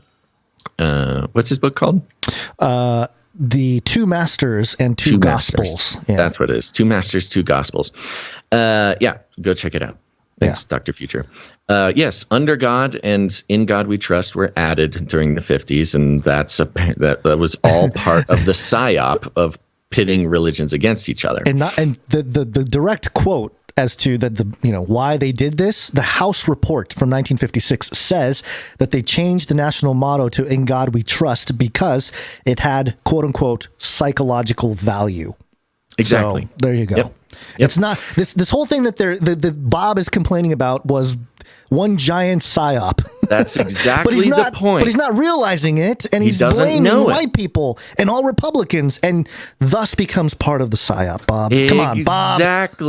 Exactly. So every point that he's making here is a reference to a purposeful, highly planned, very well executed operation by the U.S. government. So when you talk about Great Replacement and the Great Replacement theory or the replacement theory or whatever, or even just the concept of Christian white nationalism was created as a psyop in the mid 20th century. And now it's being supercharged with race, because back then it was communism. Right. Yes, it was first against communism and then switched over to race. And it's being positioned as, again, a beautiful control mechanism, just pointing the gun in the other direction. Yeah. These fears about the Great Replacement are not fringe among conservative subgroups today. Now, he goes through a whole bunch of statistics and percentages. QAnon believers, Republicans, and there's Fox News. They are so messed up in the way that he is presenting them. And I sat there I spent about at least a half hour sitting there working out the way that he lays out these numbers, because he does numbers of numbers and percentages of percentages. Right. And I noticed that too. It's so twisty turvy, and it's, obviously how to lie with statistics. I mean, he's creating a picture, and I worked it out myself. There are significantly easier ways he could have presented these numbers. And it's honestly, I would love to go through it all, and it's just not the most important way we could spend our time right now. But he goes through 4, 5, 6 paragraphs laying out polling numbers, and then sort of twists them it's just crazy. He references them against one another in strange ways that sound like one thing. They yield high numbers. They yield high percentages that make it seem like it's a bigger issue than it really might be. Exactly. Yeah. So he'll get to put the number like 45%, but if you go back and like deconstruct the weird roadmap of percentages that he lays out, you're like, oh, this is like 0.1%. Okay, weird. Why does he just wanted to put big numbers. Anyways, I'm sorry. I spent too much time complaining about that. The Department of Homeland Security has declared that white supremacists remain, this is a quote, remain the most persistent and lethal threat in the homeland. Problem, reaction, solution. Exactly. President Joe Biden, importantly, became the first U.S. president to use the words white supremacy in his inaugural address. Oh, gosh. Weird. I mean, I'm pretty sure we had some pretty racist presidents. Why didn't they use it? Well, why didn't Trump use it? I mean, he's the most white supremacist man ever. How come he didn't say it? Maybe he did and he denounced it. And Trump wasn't a segregationist. Yeah. And Biden was. Yeah. And in the wake of the massacre in Buffalo last weekend, he called white supremacy a, quote, poison running through our body politic. But while each identified white supremacy and dangerous ideologies, there is no acknowledgement of the documented ways right-wing Christianity has nourished these views. Nourished. The right-wing Christianity has nourished white supremacy. There is a troubling religious double standard in the U.S. Oh, tell us about it. I would love to. One which threatens our safety and our democracy. If these same kinds of appeals and violent actions were being made and committed by Muslims, for example. What aboutism? Most white Americans would be demanding actions to eradicate a domestic threat from radical Islamic terrorism. Gonz, have we ever suffered radical Islamic terrorism in this country? I believe there was back in 21 years ago. Something is sort of ringing a bell. Yeah, there was these buildings that went down. Oh, I was a wee young teenager. Actually, I was a little older. Well, that's not what Robert's talking about. Oh, no, what is he talking about? Because Robert is talking about here, eradicated domestic threat from radical Islamic terrorism, a term we heard relentlessly during the Trump era. But because Christianity is the dominant religion in this country, its role in supporting domestic terrorism has been literally unspeakable. The clear historical record and contemporary attitudinal data. Attitudinal data, interesting. Attitudinal data. Is that like sentiment analysis? You know what? Yeah. Attitudinal data. This attitudinal data is a term that's been coming up a lot recently. Like polls? Yeah, it's kind of like polls, but it's but this term has been popping up pretty much every week. Attitudinal data was also used in the Glorify app article too. Interesting. So it's it feels like kind of a new thing that they're popping in. It sounds like sentiment analysis is what, to me. I mean, just I would have social to media scraping and stuff like that to see what I haven't people are dug into about. it, but that must basically be what it is. The clear historical record and contemporary attitudinal data merit an urgent discussion of white Christian nationalism as a serious and growing threat to our democracy. If we are to understand the danger in which we find ourselves today, we will have to be able to use the words white Christian nationalism and domestic terrorism in the same sentence. You just did it. Bob, and you didn't capitalize "if" on the last sentence. That's true. Who is editing this piece here? Apparently nobody. Yeah, he starts a sentence with a lowercase I. Oh, man. Come on, bro. And he's also acting as if white Christian nationalism and domestic terrorism have not been uttered in the same sentence before, which pretty much he came up with the concept, man. He's breaking through for Time magazine. It's been on a repeat since 2016, those two words together. But it's interesting because that is what he claims. He just ends it with, we'll have to use the words white Christian nationalism and domestic terrorism in the same sentence. Yeah, there's nothing else. Because what is the action? What is the call to action? I was going to say, that's the call to action right there is associate white Christian nationalism to domestic terrorism. Anytime you say white or Christian or nationalism or all three together, preferably, you're talking about domestic terrorists. So, the White House, we are domestically terrorized by the building. Now, let me make a statement that I think will make a point. Gonz, I think... Well, this, by the way, you are our a person roadmap, of color. Yeah. By the way, our roadmap to this episode has completely exploded. So we're totally we're tackling important issues. So I guess it's okay. We're gonna go late, and that's just what's gonna happen. I'm as personally. So you're our person of color here. Sure, for those who are just listening who don't know, I've definitely heard. You're a Japanese descent. I am a white Christian man. Now. as a white Christian man, I can confidently and enthusiastically denounce the very idea of white Christian nationalism. The idea that, America is for white Christians. It is a nation for white Christians. That is false. It's just patently false. It is evidently, obviously erroneous. It is unbiblical, and it is ahistorical. And it is, there's a laundry list of reasons why the idea that America is for white Christians and no one else is patently ludicrous. Now, unfortunately, for some reason, there are moments where I find my fellow white Christian unable to sort of say those things. And if this guy is coming in here saying we need to talk about white Christian nationalism and domestic terrorism in the same sentence, look, I'm not saying I'm not convinced to go ahead and equate those things, but my experience has been every white Christian I have literally known in my entire life, personally at least, would agree with me with the statements that I just said. But the problem is that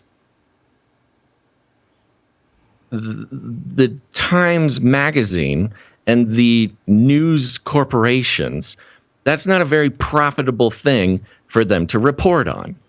It is much more profitable for them to report on the minority of, admittedly, there are racists, and there are some Christian racists. I would even argue imagine that there are some white Christian nationalist racists. I was going to say it's even muddier than that, I would say, because in a sense, you can argue that there, especially in Europe, maybe not. I guess you can argue some of it in the U.S., but some of the things that have happened in some European countries, you have to at least see that, there is kind of a genocidal replacement feel to some of the things happening. I'm not saying that that's what it's, in based on direction? the theories per se, but I'm just saying in terms of the actions that have taken place.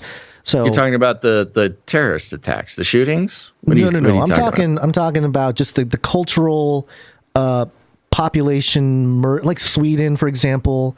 UK, you can argue. Well, I can't speak for other countries. I'm not going to speak for other countries. I'm just saying that that's what I hear is it's not so much like, oh, the white race is being taken over. It's more like, hey, our sort of long storied culture in these countries is being dismissed. But see, it's different for the U.S. It's different for the U.S. because you talk about the Nordic countries, they have their history goes thousands of years. Right. It's the U.S. challenging in the U.S. because a little over 200 years old. Yeah. And if you talk about a U.S. culture, look, I love the U.S. I love American history. I love American culture. I'm a huge fan.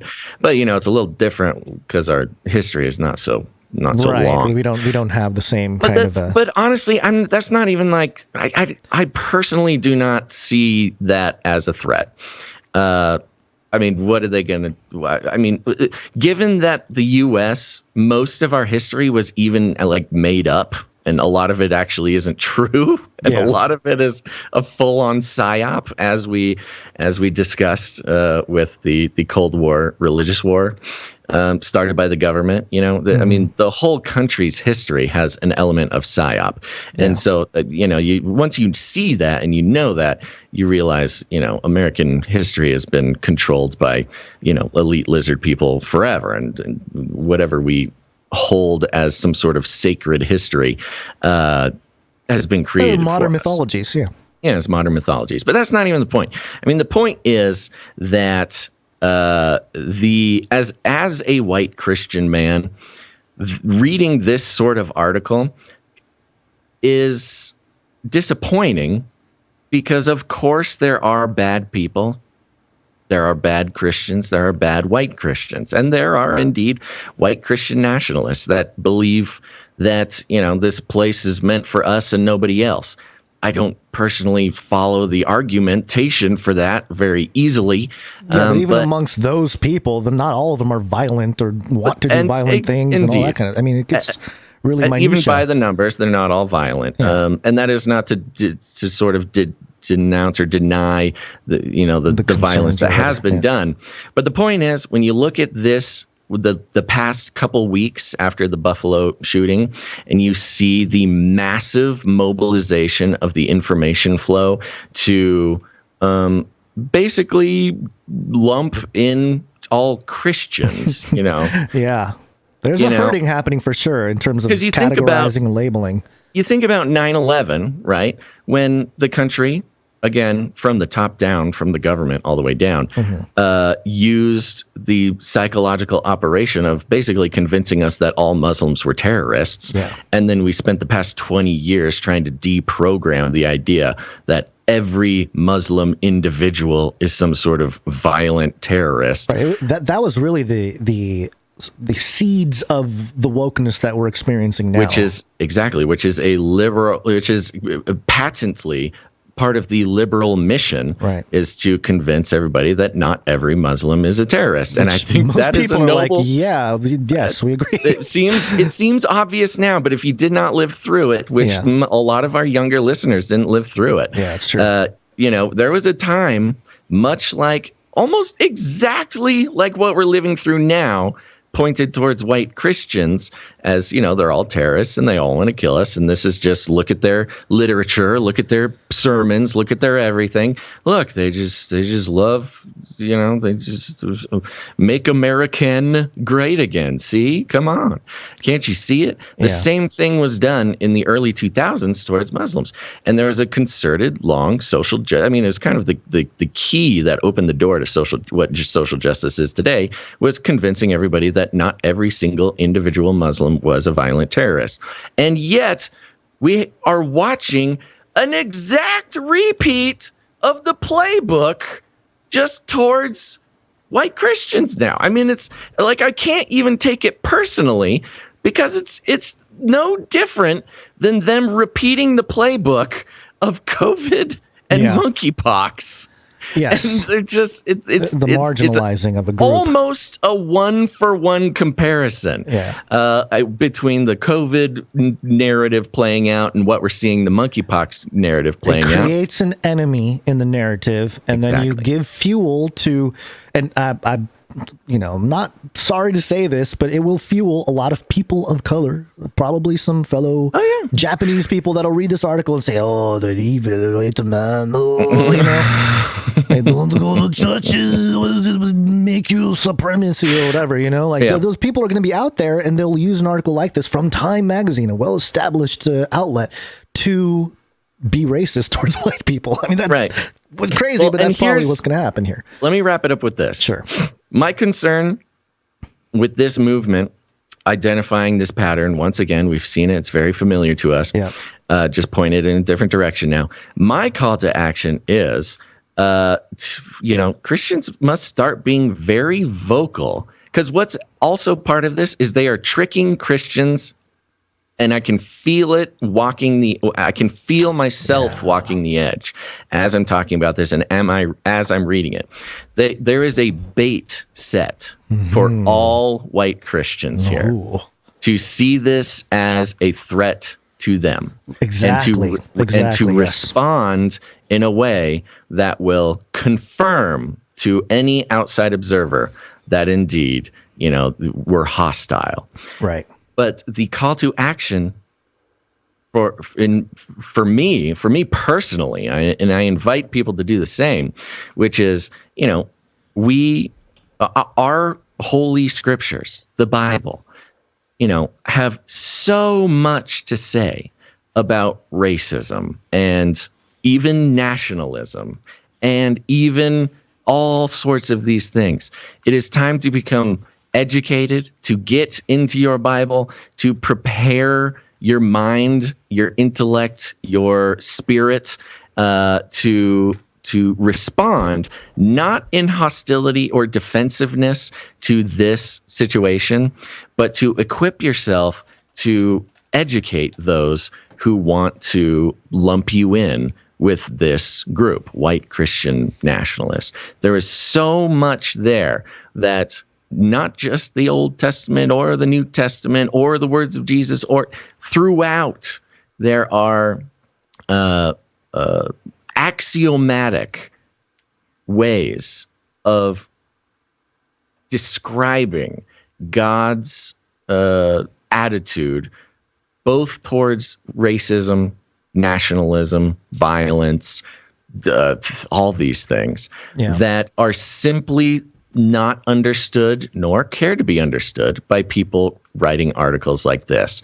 And much like how a lot of the testimonies of, regular Muslim people living in the U.S. in the early 2000s had to sort of steel themselves and prepare themselves to prove that they are not terrorists, and to make a case for themselves. This is a very real situation that Christians, white Christians specifically, are going to need to be prepared for. And do not be baited by these types of things. Do not be baited by preachers and teachers and YouTubers and whoever who want to get you into a sort of defensive, combative space with culture, because that is just going to fuel this culture war, and it is not going to work out well for us. Well, I appreciate that. And the thing that kept popping into my mind when I was really kind of looking into the Great Replacement. What is the actual Great Replacement taking place? Are you referring to like a spiritual one? Well, maybe.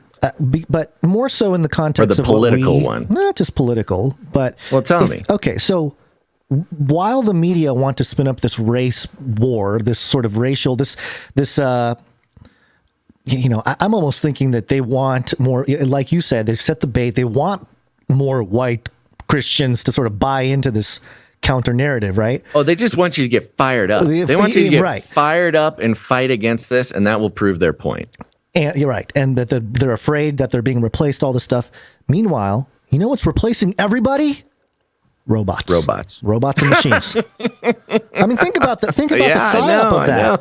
I mean, it's like it's a meme. I had a meme in my head. I don't know what the exact sort of sequence of images would be, but it would be kind of like somebody defending the white race, and then another person defending the black race, or whatever it might be, some racial tension, and then like the robot in the background saying like, "I'm going to replace you all, so you guys keep fighting while I sneak in and just take over all the things." And that's sort of, I don't know. There's a layer to this that we probably have that's a little more unique, because everything falls back to robots and machines and technology. But that's what I see, man. And I mean, you got to include the lizard people in there. Remember, culture war has one purpose, and this is culture war. Culture war has one purpose, and that is to distract us from the people who are really pulling the strings. Yeah. Okay, you get caught up in a culture war, and you make it your mission to fight this culture war.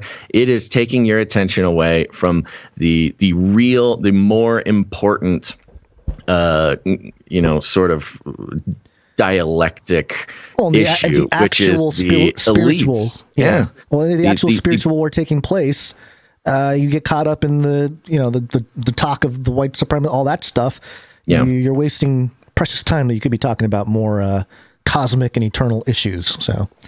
Sure. Yeah. Well, and there's certainly a balance to be found. So there you go. Anyways, I feel it's very important. This is Time Magazine. This is not just some article deep in the recesses of NBC or something. This is a flagship article that's going around, meant to tie up all the loose ends of the week now or more of Great Replacement, information flow control and PSYOP being perpetrated on the country and the world. And this really put a bow on it, which signaled to me that, this is an actually quite a dire situation that requires calm heads, lots of time in prayer and in the Bible, and being sort of stealing your resolve to not let your strings get pulled by those who want to suck you into a culture war. That is how we lose in this situation. So we'll do that. And while you ponder that, folks, we'll need to go and take a quick break. It's break time!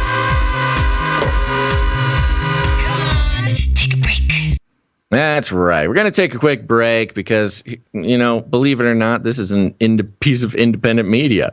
This is independent news analysis and deconstruction, folks. If we were taking any corporate money, even, advertising, affiliate codes, partnerships, sponsorships, whatever we were doing, we certainly could not spend almost an hour talking about a very dire spiritual culture war coming down upon us to, and gather our resolve to not. Are we still on YouTube? Grab the bait. We haven't been kicked off yet. That's good. That's a good sign. Who even knows, man? So anyways, if we were being funded by anything except the independent producers, the individual people who get value from this show, we could not do what we do. We only get to do this because of listeners like you who get value out of these conversations, out of these deconstructions and analyses and whatever we do here. If you get value out of it, you got to put value back in. It's just the only way that it works. And I'm just going to be straightforward with that now, because we're moving into a time where the establishment, the media establishment, is getting more and more serious about taking back control. And how do they control things? Well, they're corporations, so they control things with capital, and capital rules the world. And it's very influential, and not just capital, but lack of capital. These conversations would not be possible on a regular basis if it were not for the participation of our producers. And producers are people just like you who get value out of the show and put value back in. You can do it in several different ways. You can put value in with your time, your talent, or your treasure. We're going to take a second and thank those who are keeping this show going with their treasure. And you can do that a couple of ways. You can go to patreon.com/CCNT, or even better, CanaryCry.Radio.com/support. CanaryCry.Radio.com/support. And I'd like to remind you that it is much less about the amount that you give necessarily, and more about your willingness to support what God is doing here. If you believe that God is doing something with this show in your life and the lives of others, simply participating in very simple ways, in ways that do not put yourself at any more risk than you are tolerant of, that means the world to us. Yes. And however, there are certain producers who really carry the load for us when things get squirrely, things get uncertain, things get unstable, living on the value for value model. Our executive producers come in and carry the load, not just for us, but they provide the ability for us to do this show for those who are unable to produce in such generosity. And that's why we want to thank them now.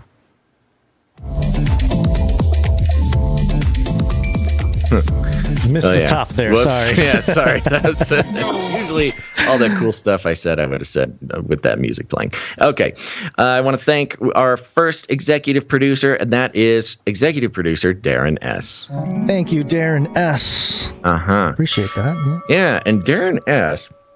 Let me double check something here. Darren S. came in last Friday, actually, so he's been sitting in the that round's been in the chamber for a few days. It's kind of exciting when somebody comes in early like that, because we know that we're going to survive till Monday. If we did a cutoff time, that's what every episode would be, right? Right. It would be the one guy who came in. Yeah. A couple days ago. Anticipation. Yeah, exactly. And Darren S. came in a nice round number, which we appreciate very much. And this is my opportunity to remind everybody, we always lean towards anonymity. If you come in with a nice round number, we don't read the amount. That's your signal to us that you don't want us to read the amount. If you don't mind us reading the amount, you just make it a funky number, whatever it might be. People do 333s or 33 cents or, 72s, 42s, whatever, you just make it something weird. But executive producer Darren S. came in and said, I want to help fund the Canary Cry supply drop challenge coin. So he's pitching in for that. And on top of that, we'll thank him for another thing in a second. So thank you very much, executive producer Darren S. Oh, that's not the one I'm looking for. This Where'd is you find this? There you go, Darren S. Thank you very much. Thank you. We've also got executive producer One Lousy Petunia. Thank you, One Lousy Petunia. Indeed. Thank you so much. And One Lousy Petunia comes in for, I believe this was $111 plus fees. Thank you very much. Yeah, because again, the Linktree fees are all messed up. It's unusual, but I think it was $111.11. So thank you very much, One Lousy Petunia. And One Lousy Petunia sent a little note that just said, "Love, One Lousy Petunia." Thank you very much. Thank you, One Lousy Petunia, for love. Where'd you find this? I appreciate, just real quick, appreciate everybody coming in, especially recently. Just big, Basil, you and I were talking. There's some stuff happening in my personal life. Like, stuff happening. Oh my goodness, what is happening? Like, blah. So yeah, your help is very much appreciated. Thank you. Which really, we're constantly sort of talking about how lucky we are. Because blessed, I would say blessed. Blessed, of course. Yes. Sorry, I always mean to say blessed.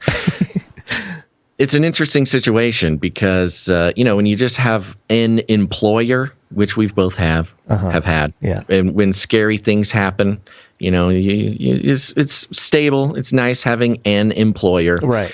But if that one employer has some sort of problem, then you are totally out of luck. Or out of whatever. Job. Out of a job, yes. But it's kind of fun because we have like thousands of employers. Right. Yeah, you guys and, all are a handful of them pay our bills every episode. And, of course, they revolve and things like that, except for our longtime streakers. But, yeah, it's just very interesting. You don't get the sort of, stability of, I guess. There's no stability. That's why the appreciation is real, because but every time you come in, it's you always know when things get squirrely. If one person decides it's not worth producing the show, that's okay. There will be somebody else who thinks so. Anyways, that's just a bunch of rambling. Anyways, let's talk about supply drop. Here we go. That's right, CanaryCry.Supply.com. Go check it out. It's our producer appreciation campaign. If you go there, you sign up, you commit to supporting the show for $33.33 a month. What is that? That's like $3 a show. I mean, we do 12 episodes. So yeah, that's about less than $3 per episode. And on top of that, we send you some super cool, custom-made, made in America, producer-created, artist-designed Canary Cry news talk items. Swag, baby. You can't get it anywhere else. We don't do retail. No. This is only for our producers, just a way for us to return some value back to them for committing to keeping us going. And, oh my gosh, we just got another thing locked down for the supply drop. You're going to be so stoked. But I'll tell you about that next episode. But this is going to be a good supply drop, folks. So go sign up. If you haven't signed up or if you've been humming and hawing about it, you have 1 week and 1 day to decide. Ooh. You have 1 week and 1 day. And 1 day. Do not wait any longer, folks. If you're interested, if you want to support the show, go sign up for the supply drop at CanaryCry.Supply.com. I'll be giving more details next episode. But immediately, right off the bat, we will send you the Canary Cry Codebreaker book. It's an ARG. It's a podcast companion game that hundreds of people right now are playing during the podcast while they listen. They're breaking codes, finding clues, doing a thing, going on a little adventure through time and space, baby. It's a good time. And if you want to play that, we'll send you that immediately if you sign up for the supply drop the next week and a day. We are still trying to hit our goal of 12 more supply droppers by the week and a day. We're not quite halfway there. So, if you want to do that, help us out. It's going to let us upgrade some of the items in the supply drop. And, one of these people that did that was good old Darren S., baby. Hey, he's back already. That's right. Woo. Our executive producer also signed up for the supply drop because he's the man. Thank you very much. There it is. So there you go. Go to CanaryCry.Supply.com and sign up, baby. It's going to be awesome.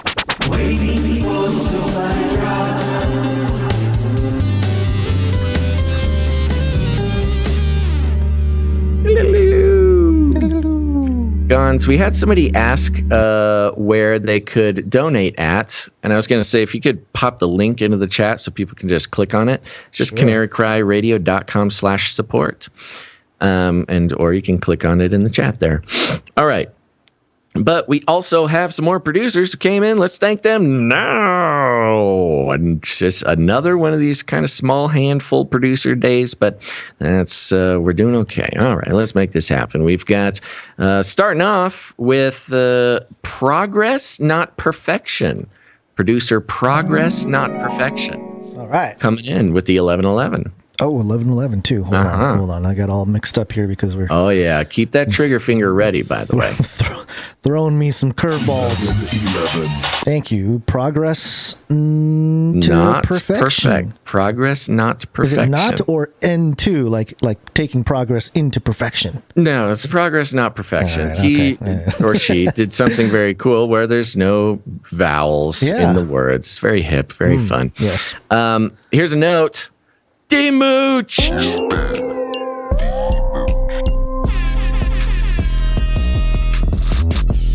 Long-time listener, first-time giver. Thanks for the laughs and the insights. Let your light so shine. Thanks, Progress, Not Perfection. Thank you very much, producer. Thank you. Progress, Not Perfection. Long-time listener, first-time giver. We love to see it. If that sounds like you out there, dear listener, just come on, baby. Let us demooch you. I like that. Long-time listener, first-time giver. Yeah. All right. Next up, we've got producer Morv on a 94-episode streak. 94 episodes. Where are we? Here we go.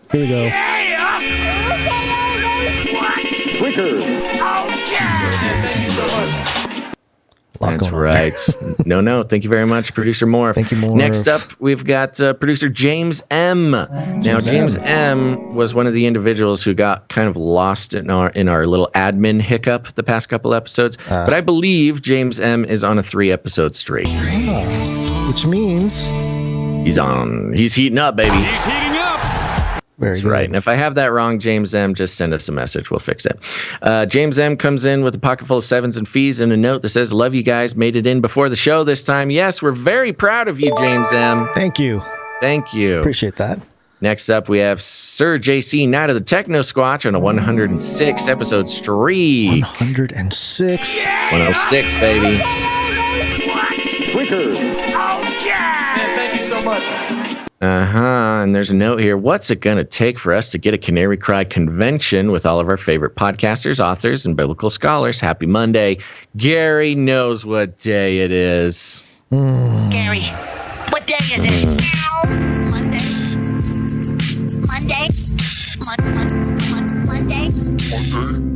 What's it going to take? Honestly, just money, man. Money. Putting on conventions is expensive stuff. That's true. We have thought about this. We've talked about this. We've talked to our friends, our podcaster friends, our author friends, our scholar friends. We've talked about everybody. We could do it. We could do it. Yeah, we can do it. It would just take money. It would probably be, I think, the way to do it. We would kind of get some commitments from people, and then we'd have to pre-sell tickets, and we'd have to do it. I mean, because that's the only way we're going to get the money. We need to pay the bills for it, unless we borrow money, which is a silly thing to do nowadays. So there you go. Hey, that's come on, possible. Jerome Powell, print us some cash, bro. I would say more than anything, it would take a team of producers to get serious and help us with it. Hint, hint. Because Gonz and I can only do so much, and it takes a big team of people to really pull something off like that. It's pretty crazy to pull off that conference. So I don't know. I'm open to open conversations with any producers who are interested in maybe doing that. But yeah, it's a big undertaking. If you go to CanaryCry.Radio.com/support and scroll all the way to the bottom, you'll see a producer form. It's like a little quiz thing that I made. If you fill that out, and in there they'll have a chance to mention something. Just mention you want to help out with a convention, Canary Cry Con. Go ahead and fill that form out. and send it in. And that's kind of how we make first contact with producers who want to help out with stuff. Yeah. Or you could just email us. All right. Next up, we got LX Protocol V2, the producer bot. Thank you, LX Protocol V2. Thank you very much. And he's, I believe, on a 35 episode streak. Coming in with a pocket full of sevens and fees and a note that says Happy Monday. Prayer and blessings to all those who need it. Thank you very much. Thank you. Do we give him a Monday? Give him a Monday. Give him a Monday. Gary, what day is it? Ow, Monday. All right, that concludes our list of producers. Oh, let me see here. I can go over here and pop in and see if anything's come on through. No. These are all for next episode. Okay. Yep, that concludes our list of producers who come in for in the amount of 777 or more, which entitles them to have a note read on the show. But we got a few more people to thank, and they go like this, starting with Jonathan F. Thank you, Jonathan F. Jonathan F. Here he is. Here's the man. Thank you, producer Jonathan F. Next up, Jonathan F. might have gotten lost in the admin mix-up, so let me know if you're on a streak. I don't think he is. Next up, we've got Sir Scott Knight of Truth on a 149 episode streak. Thank you, Sir Scott.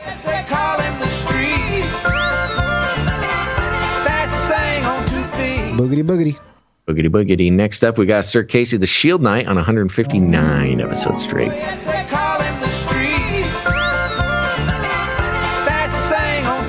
Thank you, Sir Casey. Thank you very much, Sir Casey. Next up, we got the Streak Sisters. I'm going to start with Gail M today on a 124 episode streak.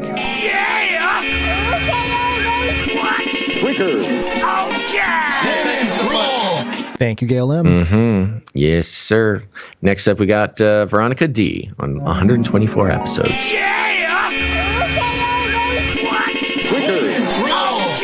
Thank you, Veronica D.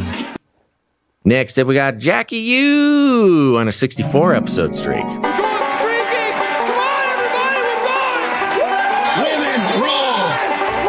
Thank you, Jackie U. That's right. Women rule. Next up, oopsies, my document is stuck. Do you know who's... Oh, here it is. We got Runk Smash on a 5 episode streak. Let's give him... give Runk Smash Streakalicious. You got Streakalicious sitting around Streakalicious. Oh, I have Streak Sitter. Hold on, what are these? Oh, wait, no. Here we go. Oh, yeah, Streakalicious. There we go. Thank you, Runky. Runky boy. Last but not least, we got Sir James, Ninth Servant of the Lion of Judah on a 91 episode streak. Thank you, Sir James. Thank you very much. That concludes our list of financial producers for this episode. Thank you guys so much for making it work, and thank you for your patronage. Shut up and take my money. Thank you for your patronage. Thank you for your patronage.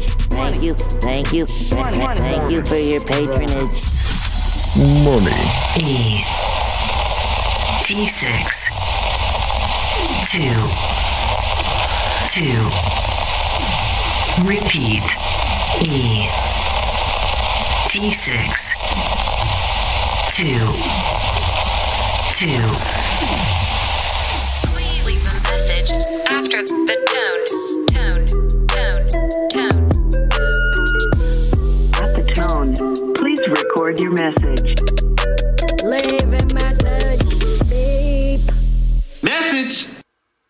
That's right. If you go to CanaryCry.Newstalk.com, you'll see a little green tab. Click on that tab, and you will see another button pop up. Leave us a message. It's a little record button. It's awesome. You're going to love it. You're giving us permission to play that message, but it's not guaranteed. But go ahead. Give it a try. Test your luck. We have no speak pipe today. Oh, not a one, huh? Not a one. Not a one. Okay. Well, that shortens the break a little bit. Yeah. Well, thank you very much for shortening the break, everybody who didn't leave a message. Well, there you go. Go have fun with it, folks, for next episode. I am dropping the link to the chat, people, and I'm thinking maybe we should put the link in the show notes, Gonz, if you can make a note of that. Okay. And I'm going to send you the link to it. Okay. This is the link to the producer form. If you are an individual who would like to help out the show, produce, maybe financially is not in the cards for you or whatever, maybe making music or art is not your thing. But if you go fill out this form, just let us know about yourself and what you're interested in and stuff like that. If you're trying to produce the show in a different way, just make yourself available, join the team, become a part of the Canary Cry movement, man. Just fill out this form, send it in. It goes straight to us and we can see you and we'll reach out, get in touch. I'm popping it into the chat now. And Gonz, let's put that in the show notes for those who listen on Apple Podcasts or whatever.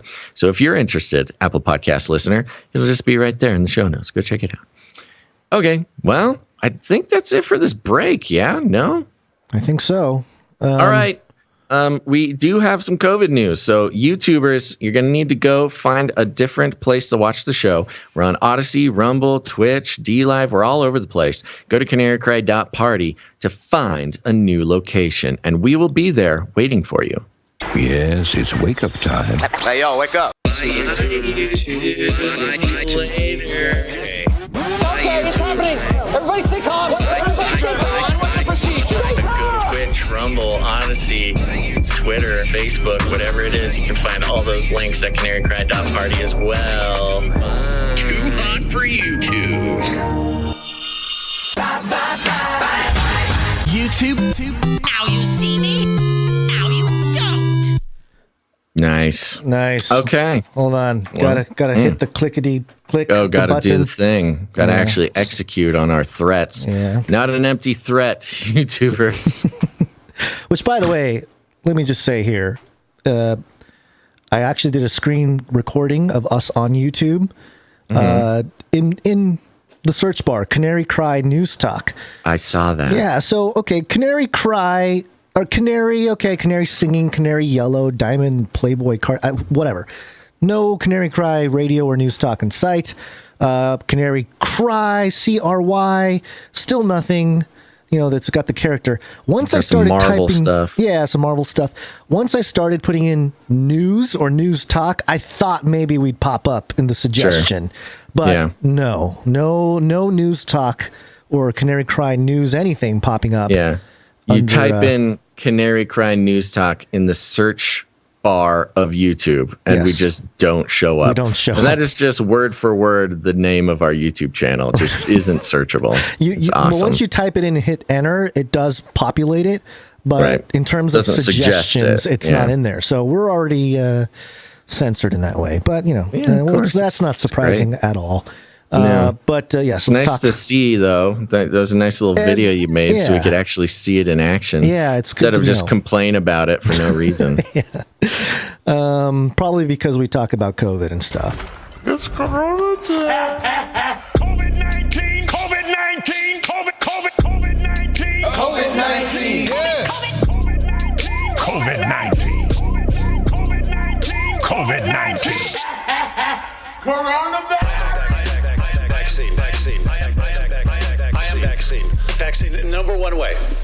There's a couple things wanted to highlight. There's not a lot of crazy groundbreaking news or anything like that, but just to keep track of what's happening because, they're not going to let this crisis just die. They're going to keep saying how we're still in a pandemic. We're still in a pandemic. CNN, business. Of course, it's in the business section. Pfizer and Moderna created life-saving vaccines. So why are their stocks crumbling? Oh, no. This speaks to a neighbor of mine who was yelling at me because he's investing in Moderna and all they do is keep going down. I literally got this exact same argument from a neighbor. So I was curious as to what they said here. And it says Pfizer, BioNTech, and Moderna are experiencing a post-vaccine hangover on Wall Street this year. Okay, first off, everything's pulling back in Wall Street, so is it really we're going into a recession. Hangover? That's what happens when you go into a recession. That's what happens when you print $10 trillion. All three stocks surged spectacularly in 2021, thanks largely to their COVID-19 vaccines' success and strong sale. Yeah, no, mostly because of inflation. Entirely? But 2022 hasn't been as kind to them. Shares of hold on. Sorry, let me finish. Shares of Pfizer are down about 15%, while its Comirnaty vaccine partner BioNTech has fallen 35%. Moderna has fared even worse, plunging more than 40%. What gives? Sales of the COVID vaccine aren't the problem. Pfizer has said it expects revenue from Comirnaty to hit $32 billion in 2022, while Moderna has forecasted it could generate nearly $20 billion in revenue from its coronavirus shot this year. Parentheses, Pfizer and BioNTech split the gross profits from the vaccine. Part of the reason for the stock's slump may simply be that investors already were anticipating strong demand and did what traders do best: buy the rumor and sell the news. Pfizer's stock soared more than 60% last year.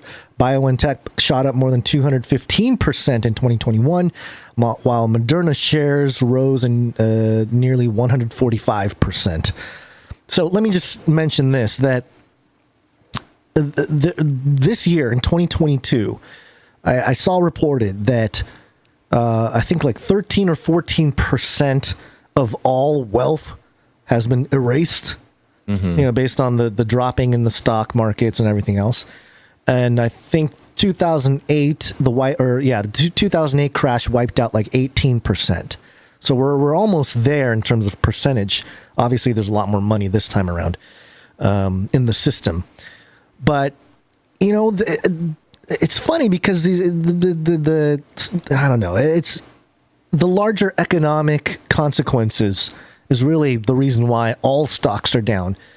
But, the articles like this, they make it sound like, no, it's down because of, other reasons, but stay with us because, we have a surge coming. They talk about Moderna, and then they talk about the sort of future of vaccines and where it might go, which leads me to this other story here about... let me just skip around here. This is ABC. Officials expected to decide on new COVID-19 vaccine design in early July. Design. So, new design, yes. Federal That's regulators. A weird, not recipe or formula. No, new design. It's like it's a designer vaccine. It's bougie. Yeah. Federal regulators are expected to decide on a new COVID-19 vaccine design in early July, which would allow vaccine companies to begin production for rollout this fall and winter, a top official told ABC News. Food and Drug Administration vaccine chief Dr. Peter Marks of the Beast said the decision would likely come from the FDA shortly after its advisory committee meets on June 28th to review data from the vaccine companies about the versions of next-generation vaccines they're testing. The FDA will then make a decision on which type of vaccine the companies should go ahead with, an estimation they'll base on what could offer the best protection even in the face of new variants, yada, yada, yada. No, it's actually more of a financial play, I am sure. And it goes on here. Second boosters for wider range. I mean, every time we start digging, and even before the show, where we're like putting together stuff for the episode, I get to a certain point and I'm like, are we done with COVID? I mean, we get stuff is happening, stuff is developing. They are in it for the people that are still in it in the stocks and whatever. They're in it to make a profit. And if that profit's not here, what's the purpose of... What's the point? Yeah, what's the point? That is a great question. I mean, it's interesting because there's a parallel... There's parallel things going on here. Because on one hand, there is the profit motive of the big pharma. There is also the profit motive of... the news corporations. Oh, news corps, yeah. Well, government certainly has a lot of motive as well. I mean, and there's also everybody just trying to cover their butts. I mean, that's the other part. Yes. That's, there's so many conflicting. It's almost like the COVID thing, as is being reflected by the stock price of these companies, the COVID thing is sort of like on life support, just to keep people caring about it or thinking about it or whatever. Yeah, they've burnt. I mean, they really went all out in 2 years to shove it down everyone's brains. I would say a lot of people burnt out. The real question is who makes the monkeypox vaccine. That's the next play. Well, we know couple things about it, but it's the smallpox. Who makes the smallpox vaccine? That seems to be like a doable Google search. Huh? This is not investment advice, by the way. William Gates of Hell. He did do a lot of smallpox stuff, didn't he? But just a spot. We'll just call the shot here. Whoever makes the smallpox vaccine is going to be the next. It's going to be the next big player. Buy the dip. Not financial advice. Yeah, so there you go. I mean, it'll be interesting to see what happens to these companies because they kind of had their moment in the sun, and unless they're able to latch on to the next crisis, maybe what we're not hearing about is how Moderna, because we did read how they bought a bunch of vaccines in the last episode, but it didn't really say who issued it or whatever. So I'm sure that they're on it. It's maintenance. Yeah. They're going to go into maintenance mode, and the maintenance mode is they're going to keep they're going to be selling the product. Yeah. The product is if you're over 65 or if you're a child, if you're 5 to 11, immunocompromised. It's just the product has moved into sort of a plateau of profitability, which means they'll keep making it and they'll keep selling it and pushing it, but it's not what it used to be. At what point in our culture, in our sort of milieu, will there be, just a small group of people still, freaking out about COVID? It'll be like 2035 or something. And it'll just be seen as like a mental disease, these people that are still believing mental disease. Yeah. It'll be like the people who think that it's 1910 right now and live like it, or something like that. I don't know. It's just an example, but I don't know. I see it as sort of a mind disease at this point more than like an actual, just a virus that gets you sick and cough and stuff. Well, there's some more doom looming on the horizon for the medical establishments, because over here at BeckersHospitalReview.com, there's a headline: Mayo Clinic may face 100 plus lawsuits over vaccine mandate. Rochester, Minnesota-based Mayo Clinic could face a slew of lawsuits from employees alleging they were wrongly fired for refusing COVID-19 vaccines, the Post Bulletin reported May 18th. Gregory Erickson, a Minneapolis attorney representing 2 former Mayo employees who recently filed such lawsuits, told the Post Bulletin the recently filed cases are among more than 100 similar ones he is filing against Mayo. Mr. Erickson represents fired Mayo employees in Wisconsin, Florida, and Arizona, but about 80 to 100 of these cases against Mayo will be for former Mayo employees who live in Rochester, he added. I lost my spot. Sorry. Cases have already been filed on behalf of Sherry Keel and Sherry Ide. In the case of Miss Keel, she claimed that she had natural immunity against COVID-19 after having the virus, as well as having an opposition to the vaccine on religious grounds. According to the Post Bulletin, she was denied a religious exemption. Miss Ide claims she was denied a request for a religious accommodation to exempt her from weekly COVID-19 testing at Mayo, though her religious exemption from the vaccine was granted. Religious exemption from the testing. I did not hear a whole lot about that. In a statement provided to the Post Bulletin about the lawsuits, Mayo said the health system, quote, stands firmly behind the evidence supporting the efficacy and safety of COVID-19 vaccines to help protect the health and safety of our patients, workforce, visitors, and communities. The Mayo Clinic COVID-19 vaccination program remains in effect. Mayo Clinic will defend its vaccine program implementation and disputes any of the factual allegations in the lawsuit. Interesting. Disputes any of the factual allegations in the lawsuit. It's kind of a funny way to put that, huh? We dispute your facts. Those are alternative facts. Your factual allegations are disputable. Which is so funny because that statement says nothing against the allegations that were made. It's all religious exemption stuff. That at least those two examples. It sounds like they got nowhere to go, so they're kind of just throwing out whatever they can to. What are the factual allegations that are even disputable? You fired them and didn't give them religious exemption. I don't care. You said you gave them religious exemption, and then you didn't. I don't care if you like your vaccine program or not. Nobody's asked you that. The statement added, Mayo Clinic recognizes that some employees have deeply held religious beliefs that led them to seek exemption from COVID-19 vaccination. In compliance with established laws, Mayo offered its employees the option to request a religious accommodation. The majority of religious exemption requests were granted.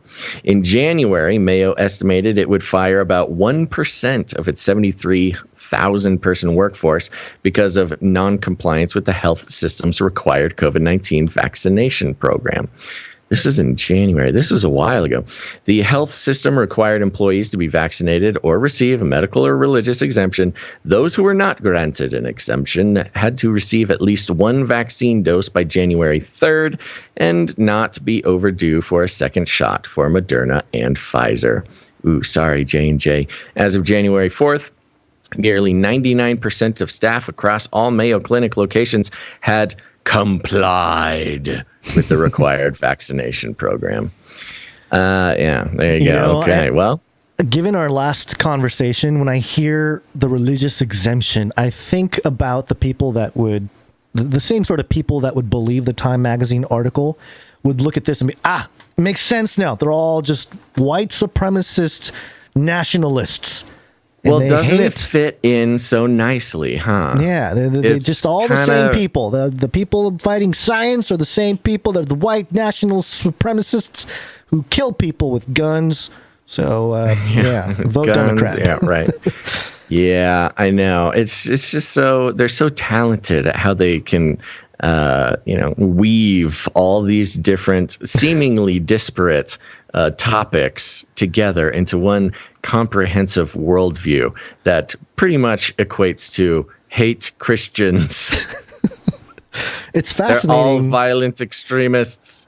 When I was putting together early on, YouTube videos and stuff like that, and doing research and putting together information, I was very upfront about here's the sources. I will say my opinions when they're my opinions. Here are the facts for at least what I can find and all that kind of stuff, and try to create a cohesive argument for something. And it's fascinating to see that in the last few years, we've seen mainstream journalists tap into creative writing to try to defend something that's irrational, not scientific. Mm-hmm. You know what I mean? And so, right. But it's such a waste of talent, because the people that do it well kind of do it well. They make it sound convincing, even though people like us reading it, we're like, okay, the facts don't align, or we can read through that line as bull hockey or whatever it may be. But it's just interesting that the same methodology that I used to sort of research and present information is now used in all media, but done in a way where certain institutions, you gotta toe the company line, or you don't even have a job there. It's just, I don't know. It's just very apparent when I see stuff like this. But anything else on COVID that you want to talk about? Because we got some interesting things to talk about. Not really. I'm into monkeypox now, man. That's all I care about. I'm on that monkeypox trend. You know what the biggest psyop has been in preparation for monkeypox? Bored Ape Yacht Club NFTs, man. Just thinking everyone can look like monkeys, and yeah, that's a good catch. Yeah. Good catch. It's all because of the aliens. You don't know what you're looking at. What's driving that thing? It's not a space alien. Aliens. It's unidentified aliens. Okay, well, according to the BharatExpressNews.com, the UK headline, psychic Uri Geller warns aliens could invade Earth within next 5 years. We only have 5 years, Basil. I'm so glad this Uri Geller guy just keeps popping back up. 5 years, I could have told you that. You don't need a psychic to tell you that. All you got to do is read the news. Well, for those of you who may not be familiar, Uri Geller is a well-known psychic. I think he's Israeli. He got famous for hanging out with Andrija Puharich, who believed that he was in communication with the Council of Nine, the 9 spiritual entities that created all the world and everything. And it's what's Star Trek is based off of, Deep Space Nine and all that kind of stuff. And Yuri Geller was sort of, I think he was recruited or something by Andrea Puharich, because Puharich was looking for the perfect channel, the perfect medium that can interface with the ascended masters and send us the information, the proper information. We need the proper channel, and so he thought Yuri Geller was that proper channel. And so there's a whole lot written about it, and there's a history there. But he's still in the news here, at least on Bharat Express News. See what it says. Which, by the way, it's got this header image of, is this Yuri Geller? And he looks kind of crazy there. But here's what the article says. What? A famous psychic medium man who believes aliens are coming in the next 5 years looks crazy? Says the man with googly-eyed VR headset. Man, this thing just keeps going in circles. Yuri Geller estimates that aliens could invade within 5 years. The medium claimed that several extraterrestrials were already monitoring the human race as they prepared to make contact. Yuri, 75, so he's hoping that they show up in 5 years, or else he might be on a steep decline health-wise or something. He's younger than our president. That's true, yeah. Yuri, 75, also said a recent revealed gateway on Mars. Oh. There is no doubt that it was hewn out of some kind of technologically superior laser beam. And what he's referring to, we skipped the story. I had it in the additional stories. The door thing? Yes. So there was a picture from Mars that looked like there was like a doorway or like a gateway. And, obviously they debunked it. They're like, it's just the rock formation, shadows, just make it look like a perfect doorway. But it's not a doorway, you silly conspiracy theorists. The famous spoonbender said, quote, "The gate to Mars, there's no doubt that it was hewn out of some kind of technologically superior laser beam. There's definitely something in there." Using remote viewing. Yuri said he was able to send his mind through space and time to catch a glimpse of aliens in action. Oh. Yuri claimed that several aliens were already watching us. He said several, yeah. That's like a handful?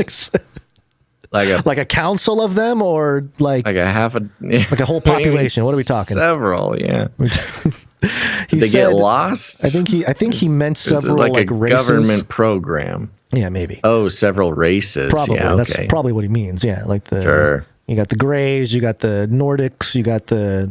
I love how he's tying in the Jewish space lasers with this too. There is something to be said about the Jewish Antichrist thesis and the whole alien narrative. Oh, even more so, there was a rabbinical sect that claims that the Jews they themselves were aliens. Right. That's right. He said, quote, "I saw a clean room with control panels, very, very futuristic." No way. No way. You sent your mind across time and space to visit the aliens. It looked futuristic. And you're saying the surroundings looked futuristic. Yuri didn't look like a 1960s turnstile television or anything. I would be more impressed with they made it look like like a royal palace from the 1400s. Yuri thinks the aliens will come in peace in the next 5 to 25 years. Wow, that's a big window. And chose an iconic choose an iconic place to land. He said, quote, "What would be an iconic place?" I mean, there's the obvious ones, the Eiffel Tower, the White House lawn. There's stuff like that. But what would be more iconic? Maybe like the Temple Mount or something. I don't know. I might be thinking crazy. Disneyland. Yeah. NASCAR. We'll come down on NASCAR. That'll be it right in the middle of Indy 500. Yeah. And then just shame everybody for using oil in such a frivolous way. What if they're super into it? But the aliens come down. They play some bets. The ramp comes down out of the UFO. They come down. They're drinking beers. They got dollar bills. Yeah, they got some trucker hats. They're just like, "You This is our favorite part about Earth. He said, this is back to Uri Geller. R.I.P. Dale. He said, quote, if an extraterrestrial... Hold on. I wonder if this is part of the quote or a typo. If an extraterrestrial civilization lands here, it will not be an invasion. It's going to be friendly. I don't know why it says extraterrestrial twice. Maybe extraterrestrial. Quote, if they were hostile to us, we would have been destroyed a long time ago. The classic, we would have been destroyed already argument. It comes after Uri urged TBEN readers, to tickle a sickle 3 times today to stop World War III. What? What does that mean? I don't know what that means. Sickle, like S-C-Y? How do you spell sickle? S-I-C-K-L-E. Okay. That's not the sickle that... That's not a sickle. I don't know what that means. I don't know. Tickle the sickle. I'm going to Google it. Google that. Yeah. Safe search Listen to this. The Spoon Master wants hold on. Uri thinks the aliens will come in peace in the next 5 to 25 years. The Spoon Master wants everyone to rub the Russian symbol at 11:11 a.m., 1:11 p.m., and 11:11 p.m. in a bid to roll Vladimir Putin back from the brink of all-out war. Whoa. Whoa. Hey, come on, man. We're trying to end war here. Are you going to participate or not? The sickle. Yeah. He wants to cast some sort of spell. Yes. By getting everyone to rub a picture of the hammer and sickle, or like an actual sickle. For Putin. For Putin. Yeah. Tickle the sickle for the P-man. That is... I told you, man. This story is amazing. Who is he talking to here? Does he have like followers, like followers? I think so. Yeah. Or is he just kind of putting out a general call? I think he's pretty. I'm sure he's still pretty big in the New Age circles there. Let me tell you, searching "tickle the sickle" does not retrieve any useful search results. Indeed, 1111 is a mystical, powerful, and spiritual number, he says. In an open letter to Russian president shared with the TBEN, Uri also called on him to withdraw his troops from the Ukrainian border. And he urged people in Britain and around the world to join him in sending Putin an, quote, urgent telepathic message to stand down now. End of article. Wow. How is that any different from when all the witches were like hexing Trump?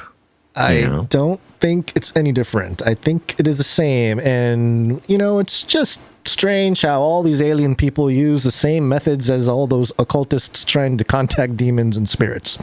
Yeah. I'm now reading an article about the meaning of the sickle in theogony. Oh, good.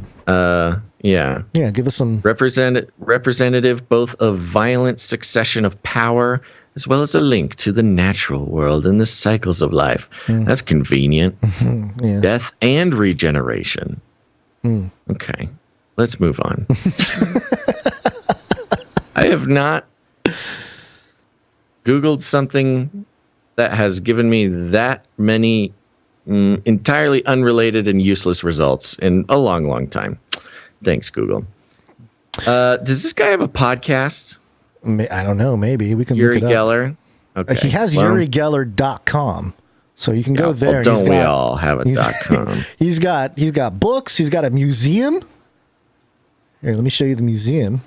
He's also got a whole empire over there. Let's take a look. UriGellerMuseum.com.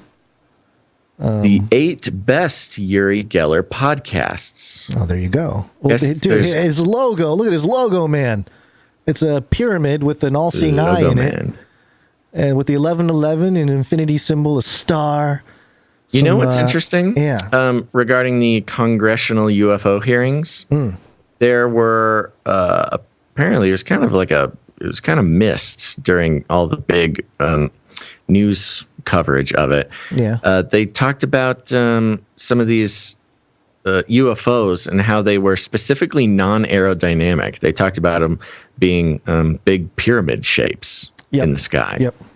Yeah. Yeah. So I don't know. Maybe Yuri's onto something here. Maybe. I don't know. But Uri Geller Museum, he's got the whole thing. It's all very Eastern philosophy type stuff. Yeah, I think he's still pretty big. Doesn't look like he doesn't look like he has his own podcast. Looks like he's a guest on people's podcasts. Yeah, probably. Yeah, I don't know somebody got him on in 2011. Well, the man did all his work in the 60s and 70s. I mean, It's a good point. Yeah, he looks great, by the way. He's got to moisturize. Drinking. I'm not going to say anything. Okay. No, it's the pyramid. He sleeps under the pyramid, Gonz. Yes. Oh, that's right. Yes. Yeah. Keeps him young. So yeah, maybe these aliens, because we're not finding any of them in outer space or whatever. Maybe they're going to tear through the fabric of space-time like Uri Geller did with his mind. Because something weird is going on with our universe, Basil. Something weird is going on, man. And that's why we're going to head on over to breezyscroll.com, your place for cool news about the Hubble Space Telescope. The headline, Hubble Space Telescope data suggests something weird is going on with our universe. NASA. Something weird, Gonz. I don't know, man. Thanks, NASA. Something weird going on, huh? We got this big telescope. We're looking out there, and I don't know, guys. Something weird's happening out there. Something weird. According to NASA, the Hubble Space Telescope has reached a new milestone in its quest to determine how fast the universe is expanding, and it supports the theory that, well, something weird is happening in our universe. I love that that's a theory. That is a good theory. My theory? Something weird is going on here. In recent years, astronomers have been using telescopes like Hubble to figure out how fast our universe is expanding. However, as those measurements have become more exact, they have shown something odd. When comparing data from right after the Big Bang to the rate of growth of the universe as it is around us, there is a significant disparity. Scientists are perplexed by the disparity. However, it shows that something weird is happening in our universe. I'm pretty sure a robot wrote this. It could be the product of unknown new physics, according to NASA. Hubble has been collecting data on a collection of milepost markets. Don't think that's what you meant to say. What? In space and time for the past 30 years. It can be used to trace the expansion rate of the universe as it moves far away from us.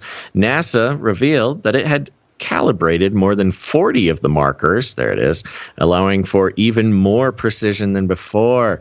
In a statement, Nobel laureate Adam Rees of the Space Telescope Science Institute and Johns Hopkins University in Baltimore, Maryland said, quote, "You are getting the most precise measurements of the expansion rate for the universe and the gold standard of telescopes and cosmic mile markers." You know what? From now on, whenever anybody says gold standard, I just think of the PCR test. Yeah. And they just lose all credibility. This quote sounds like a quote that gets read like 10 years from now and like, wow, look at that. That guy was way off. Look how dumb we were.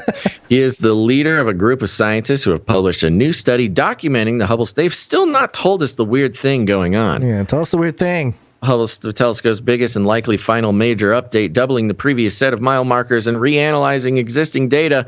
Possibilities, it says. The search for a precise estimate of how quickly space was expanding began with American I don't care. Tell me the weird thing. However, when the Space Telescope began gathering data on the universe's expansion, it was faster than models projected. No way, your computer models were wrong. Weird, that never happens.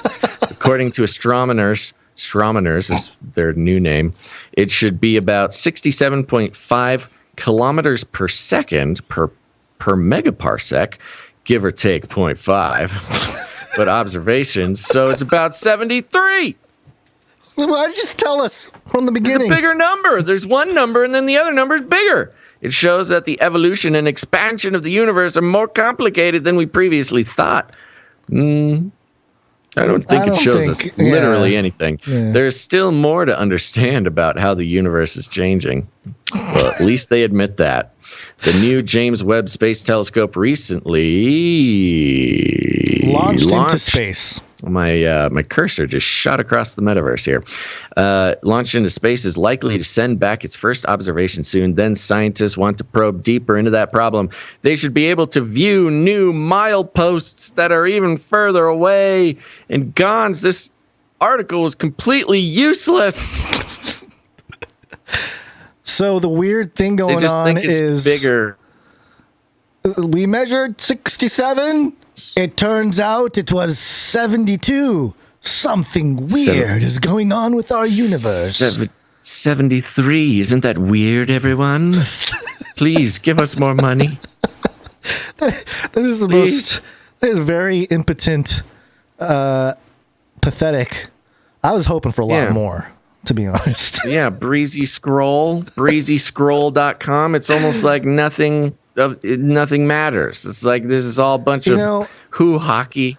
You write a story about this show if you're going to waste the energy, If you're just going to write a nothing story about this thing, I mean... We need a publicist.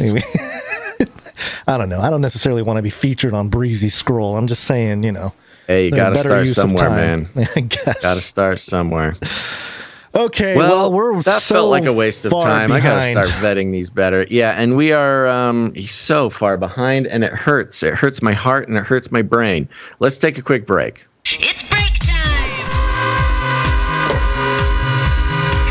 Come on, take a break. This is our second break where we thank our producers who come in with their talent. Canary Cry News Talk is a place for therapeutic reflection of our troubling world, and we encourage those of you out there listening, watching, participating, to do so with your talent, whether it be art, sculpture, music, Legos, painting, interpretive dance, fushigi, and interpretive dance. Yeah, the statue making.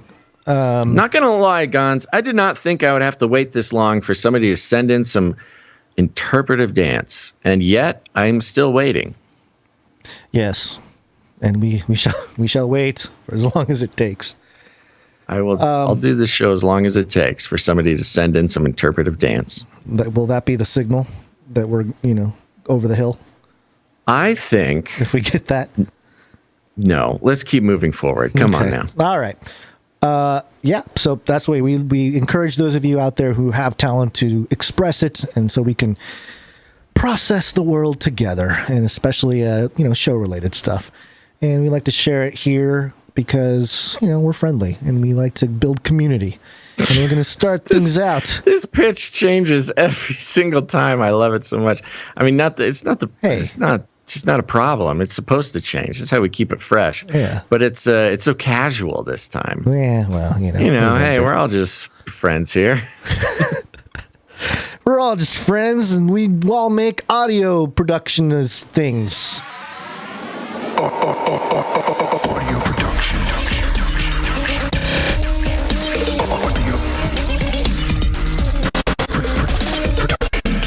You got me saying words that aren't real words, Basil. I think, we're both running out of juice here, man. This is what happens when we ignore the timer. I know. Yeah, we did a bad job today. We got a piece from Psalm 40.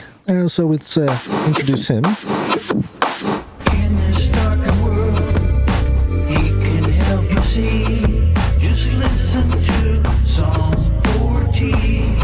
Woo! Here's a note. He says, "Hey guys, I hope everyone had a great weekend. Today I have part 2 of my Revelation series, chapters 6 through 8, and I must say, wonderful. This is the most fun I've ever had going through this book. Not that it makes it any easier." We'll hear a little bit here, and we'll get to the rest of the note after just a few seconds.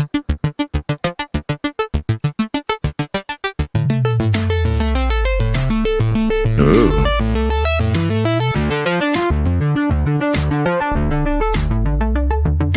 I watched as the Lamb opened the first of the 7 seals, and I heard one of the 4 living creatures say with a voice like thunder, "Come." And behold, there was a white horse, and his rider held a bow, and a crown was given to him, and he came out to conquer. When the second seal was opened, I heard the second living creature say, "Come," and there came a bright... All right, we'll play the rest of it at the Love end of the it. show. Thank you so much, Psalm 40. We'll play it at the Canary Cry mixtape at the end of the show. He's got a question here. It's a pretty good question. Do you think there's any link between the 4 horsemen and the locusts who rise from the smoke of the bottomless pit? They are each told not to harm the earth or the sea, but only those who do not bear the seal of God. The only hang-up I have is that the pit isn't opened until the 5th trumpet, and the trumpets aren't given out until the 7th seal. So what do you guys think about the connection between the seals and the trumpets, specifically the command to the horsemen and the locusts? I've heard theories that these 2 series of events run concurrent, but again, I'm pretty sure the trumpets can't start until the 7th seal is opened. God bless, guys. Yeah, I am not equipped at all to answer that question right now. I would have to go back. And it sounds like he's done more laying out the timeline than I have. Yeah, and it's one of those issues where you have to. It's buying into. Sounds like it needs a graph. Sounds like we need a chart. By the way, I'm making this mind map of biblical eschatology as part of Age of Deceit 4. And it's like this, it's just never ending. It's humongous. It's going to take a while to build, but it's all there. It's kind of crazy to see all the ways everything connects. But you have to kind of decide what the book of Revelation in terms of a sequence represents, because, some people buy the idea that the seals, the bowls, and the trumpets are all happening at the same time. But then it's written in a way where, you get to the 6th seal, and then when the 7th opens, the next thing, there's like a sequential aspect of it. And it could be that there are multiple iterations where, one is for, the seals opening is one thing. And I think in the past, I've looked at it in the sense of these are, what's happening with the Antichrist and the beast and all that stuff is happening with the seals.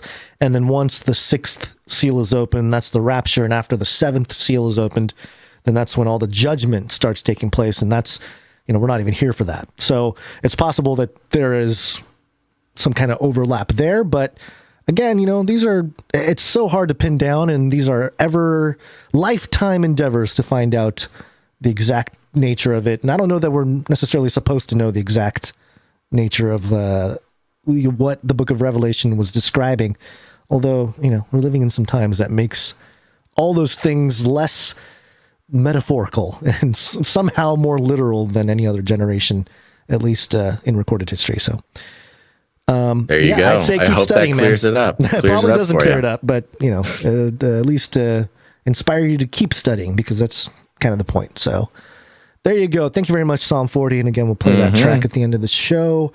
I think that's it for audio production. Yeah. Okay. Thank you very much. Good. Let's do some art. One art, please. We're starting with Dame Allie. One art, please. Another one from Allie now. Here it is. And Dame Allie has a whole presentation here. It is I guess you can call it a proposition maybe, and it has something to do with you, Basil. Okay. So we will dive into this. It is labeled Basil's Emu Emporium. Oh. And the note here, Allie desperately wants you to name one of your emus Kevin. Okay. This dude, in the 3-second video clip, which I will show in a moment here, has a Rhea named Kevin that attacks/bites him constantly. Mm-hmm. He has to carry a trash can lid around with him in an effort to protect himself from Kevin's advances/attacks. He has a video about the process of using the trash can lid to turn/redirect Kevin's head away from him. But of course, to the untrained eye, it appears as if he's whacking the poor thing in the cranium constantly. You should see the bites, though. Not that your emus will ever do any such thing. I'm sure they will be as gentle as doves. And I don't know if you've seen this footage, Basil, but I will play it, the 3-second clip here of a video that's titled, "Oh, hey, is that Kevin?" Whoa, hey, is that Kevin? Oh, hey, is that Kevin? So, yeah, there you go. And for those who are just listening, it's a beautiful blonde emu, a white emu. It's an expensive emu, I'll tell you what. And it's coming right up to the man holding the camera, and then gets flapped with a trash can lid. I'm not so sure that this PETA is going to might be on our tail after this guy. Yeah. That's funny. But along with this is a piece of art from Dame Allie, and there I am with my gigantic biceps and incredible physique with my tiny little baby emus. These little tiny baby emus that Allie has drawn here are incredibly to spec. It's about the size. The coloration is perfect. The stripes, the sort of gaping maw that is ready to strike at any moment, and their little raptor feet is very well done. And I've got my headset, my VR headset, of course, on because that's how I walk around out in the wild, the compound. Yeah. Uh-huh. She's even got the Crocs on there too. I was going to say, if you didn't notice, I was going to mention the Crocs and also I see the Crocs. And in my hands, I'm holding a just full-on sort of George Floyd protest-esque police shield, police riot shield. And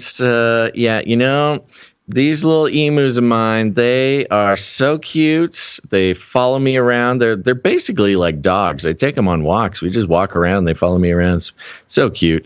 But yes, they definitely can get a little bitey. But, you just got to change your framework. They're just giving you little kisses. So just giving you little emu kisses. Let's get to the important part. Do you have names for your emus already? And can you name one Kevin for Dame Allie? Yeah, I'll name one Kevin I'll name them both Kevin. They're both named Kevin now. Oh gosh. They're both. I was kind of avoiding. You want equity in the world. You just name everybody the same thing. Naming them because if I need to turn them into jerky next year, it's hard to make jerky out of something you name. Kevin's meat. I can make Kevin jerky. We'll figure that out. Yeah. All right. There you go. They're both named Kevin. We've got the Monties and the Kevins. Monties and Kevins. Very good. Thank you very much, Dame Allie. If we just give them all the same name. Thank you, Dame Allie. So, I was going to say racist, but that's not racist. What is that? Speciesist? What? To just name all your emu, your anti-emu. No, it's just efficient. It's just efficiency of language. That's what Hitler said. Sir Dove, Knight of Rusbeltia. I've never heard Gonz's bodily reaction to regretting saying something so instantly that I just heard that. That was really an experience. Thank you for that. Yes, Sir Dove comes in. What does he have here? He has a note. He says, "Peace. For this week's Bible artwork, I did a remix of my favorite Four Horsemen painting by Viktor Vasnetsov for Psalm 40's new Revelation track and an illustration for Psalm 11. Let me get the Psalm 11 up there. Well, we got the Revelation one up there right now. Let me do the Psalm. And the Psalm one says, if the foundations be destroyed, what can the righteous do? Hope you like and keep doing what you do, and I'll keep praying for yins. Dove, P.S. My wife asked me if the photo I took for the Psalm 11 artwork was in black and white, but the gray skies and crumbling concrete tones are just part of a normal spring day here in the Rust Belt. Interesting. Beautiful. Wow, that's crazy. Yeah. This will... which one do you want to do first? Which one are we doing first? Let's do the Revelation one first, the Four Horsemen. Okay. Yeah, this one's fun. I'm looking at it. It's just actually sort of a wonderful, straightforward depiction of the Four Horsemen of the apocalypse, as some refer to them. And it says, "Come and see," up in a really impressively readable font, Dove. Really, really wonderful there. Come and see, it says. Then we've got the 4 horsemen. We've got the one on the white horse with the bow and the arrow. We've got the one on the red horse wielding the sword. He's dapping too, by the way. That one He's on the red doing horse. a sweet dab with his giant sword.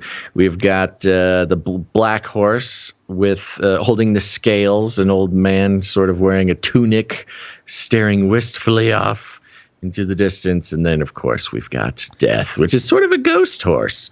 We've got sort of a ghost horse with a skull, with a skeleton riding with sort of a glowy, ethereal cloak of some kind, wielding a scythe. And this is very cool. Seems like something we should do something with. Definitely need to gonna use the man on the red horse as sort of a example for my ab workout routine. She's looking good. This is very cool. Thank you, Sir Dav. One thing that I will mention here, and this is not a criticism, it's just and I'm double checking the scripture here to make sure, but it's something that I've heard a lot of people talk about, and that's with the white horse. Mm-hmm. I heard it come down, so I looked and saw a white horse.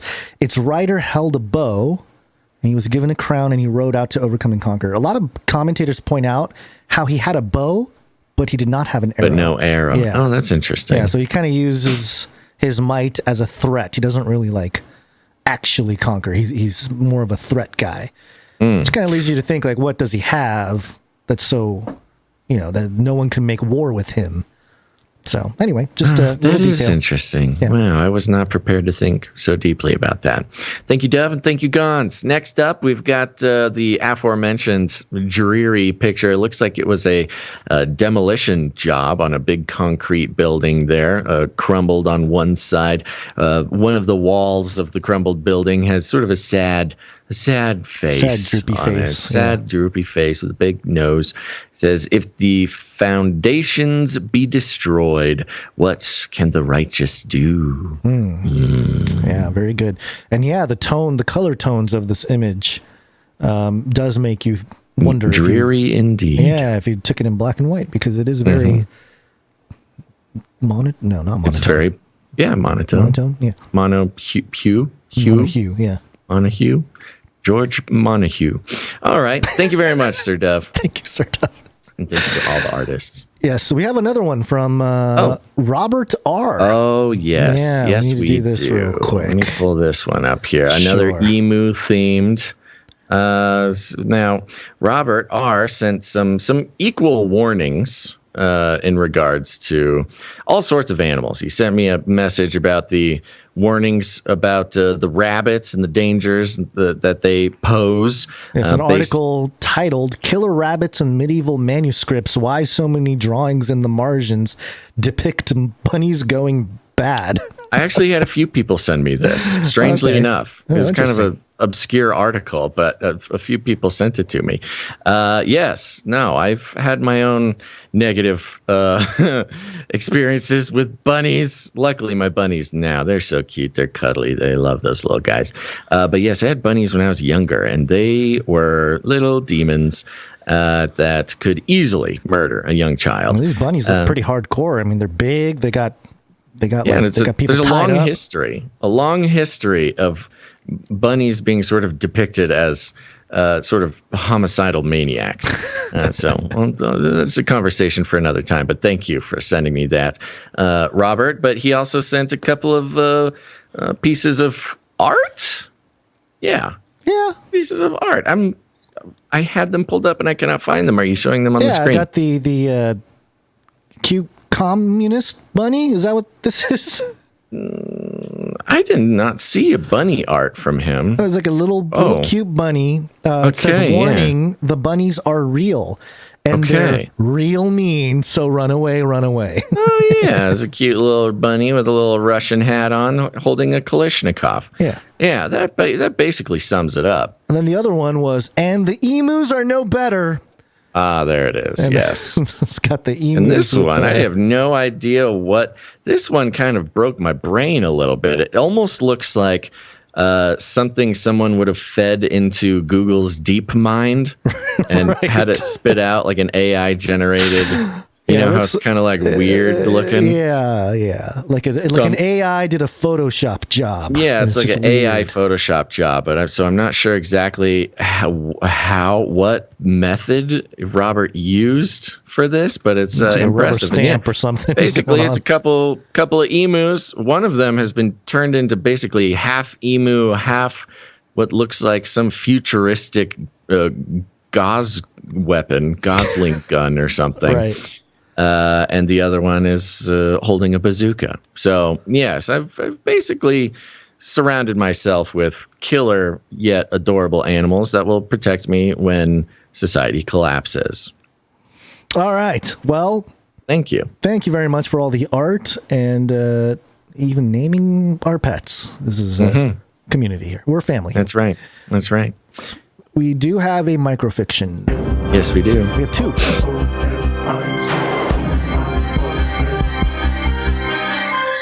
Microfiction. Microfiction. Time. And the first one is from Runk Smash.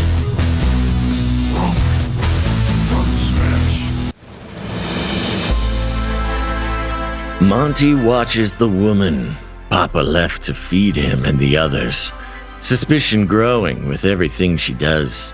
The final straw is when she turns on the picture box, and on the pictures that started with Big Mouse, he needs more help than just Rooster.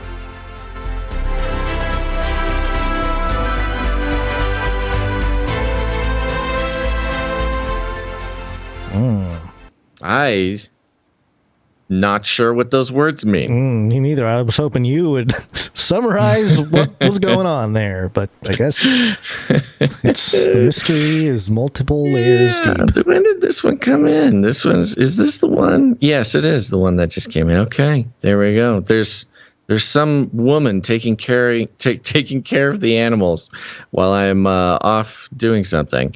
And she looks like maybe she's watching Disney, but the rooster, the propaganda rooster, is not enough to succeed in the mission.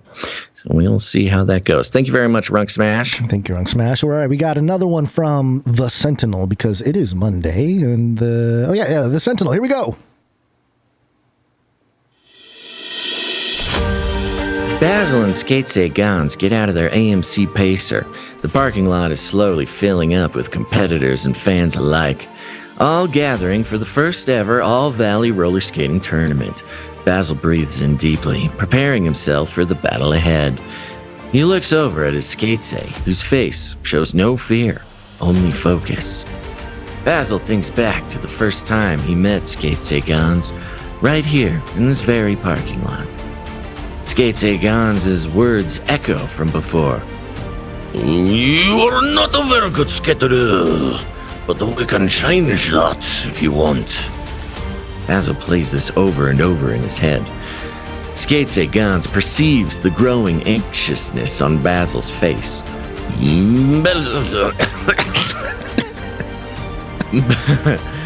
Basil, son, you are a very good skater. You will do well in this tournament. He places his hands on Basil's buff bicep and squeezes. Rely not on your own strength, but on the strength of the Lord your God, who will fight this battle for you. Together they pray for peace, protection, and victory in the name of Jesus Christ. Outside the doors, then enter the House of Skatin'.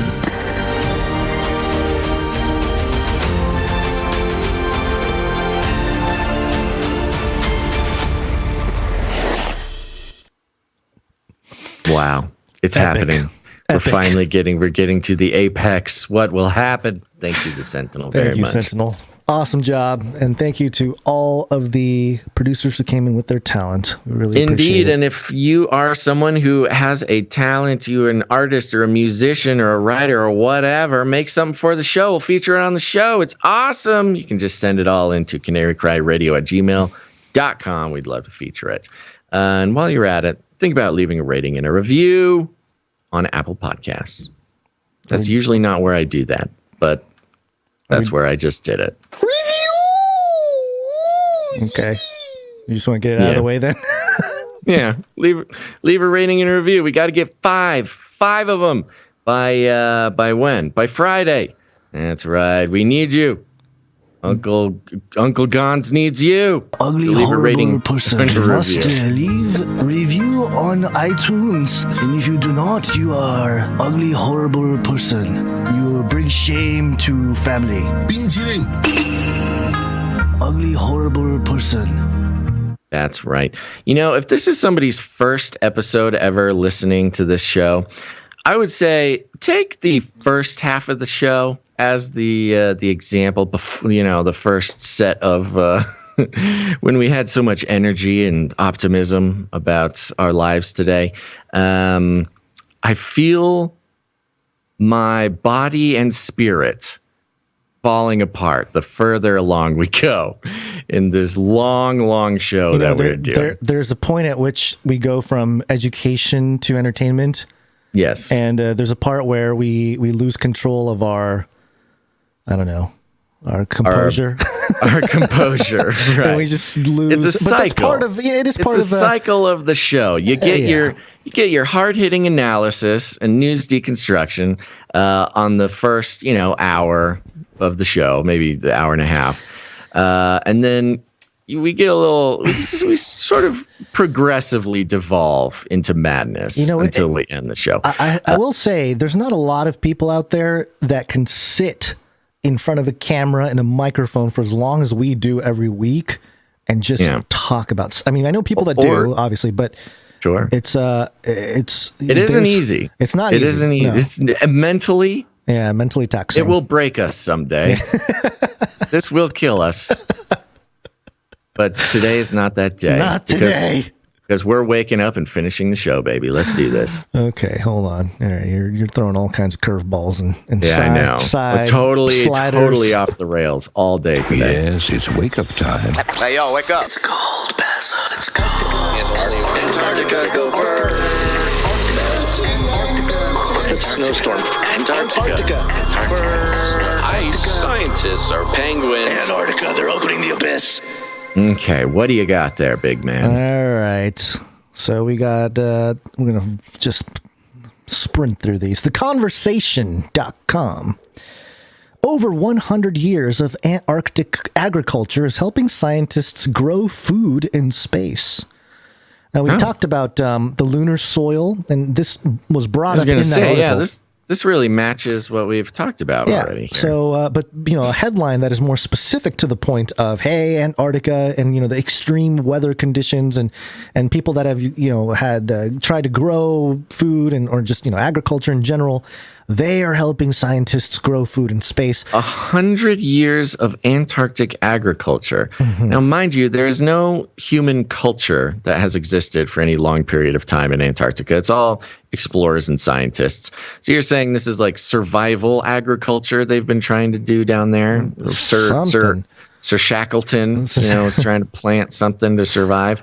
And just for a refresher, if y'all didn't get the news story we brought last episode, something. It was one of the recent ones where they, scientists grew some 33 seeded plant in little thimbles of moon soil. You're saying this had something to do with that? I think so. It says here, let's hear out it. How to feed people in space is a major part of a larger effort to demonstrate the viability of long-term human habitation of extraterrestrial environments. Mm-hmm. On May 12th, 2022, a team of scientists announced they had successfully grown plants using lunar soil gathered during the Apollo moon missions. But this is not the first time that scientists have attempted to grow plants in soils that typically do not support life. I am a historian of Antarctic science. Oh, brag. Daniela McCahey wrote this. Assistant professor of history at Texas Tech University. And she continues, how to grow plants and food in the far southern reaches of Earth has been an active area of research for more than 120 years. These efforts have helped further understanding of the many challenges of agriculture in extreme environments and eventually led to limited but successful plant cultivation in Antarctica. And especially after the 1960s, scientists began to explicitly look at this research as a stepping stone to human habitation in space. It's very interesting because both space in the way we are told and have been taught since we were little, and in the Antarctica ice wall model of flat earthers, both speak of sort of this other realm. Like Antarctica is sort of the transition from, kind of our regular world into this other realm. Yeah, okay, I see what you're saying. So yeah, in the flat Earth model, Antarctica is not a continent, but it is a wall. It is a barrier between Earth and whatever is outside of Earth. And yeah, okay, so it's like a transitionary thing. And I can say, okay, so now they're using Antarctica as an example as sort of a agricultural transition, just not even just agriculture, scientific transitionary geographical location to space. So you're saying the globe heads and the flat earthers have something in common? We're bringing people together. It's what we do on this show. And building bridges, like Klaus Schwab. We shall build bridges. I'm sorry, I can't keep a straight face. At no the end matter of the show, what shape.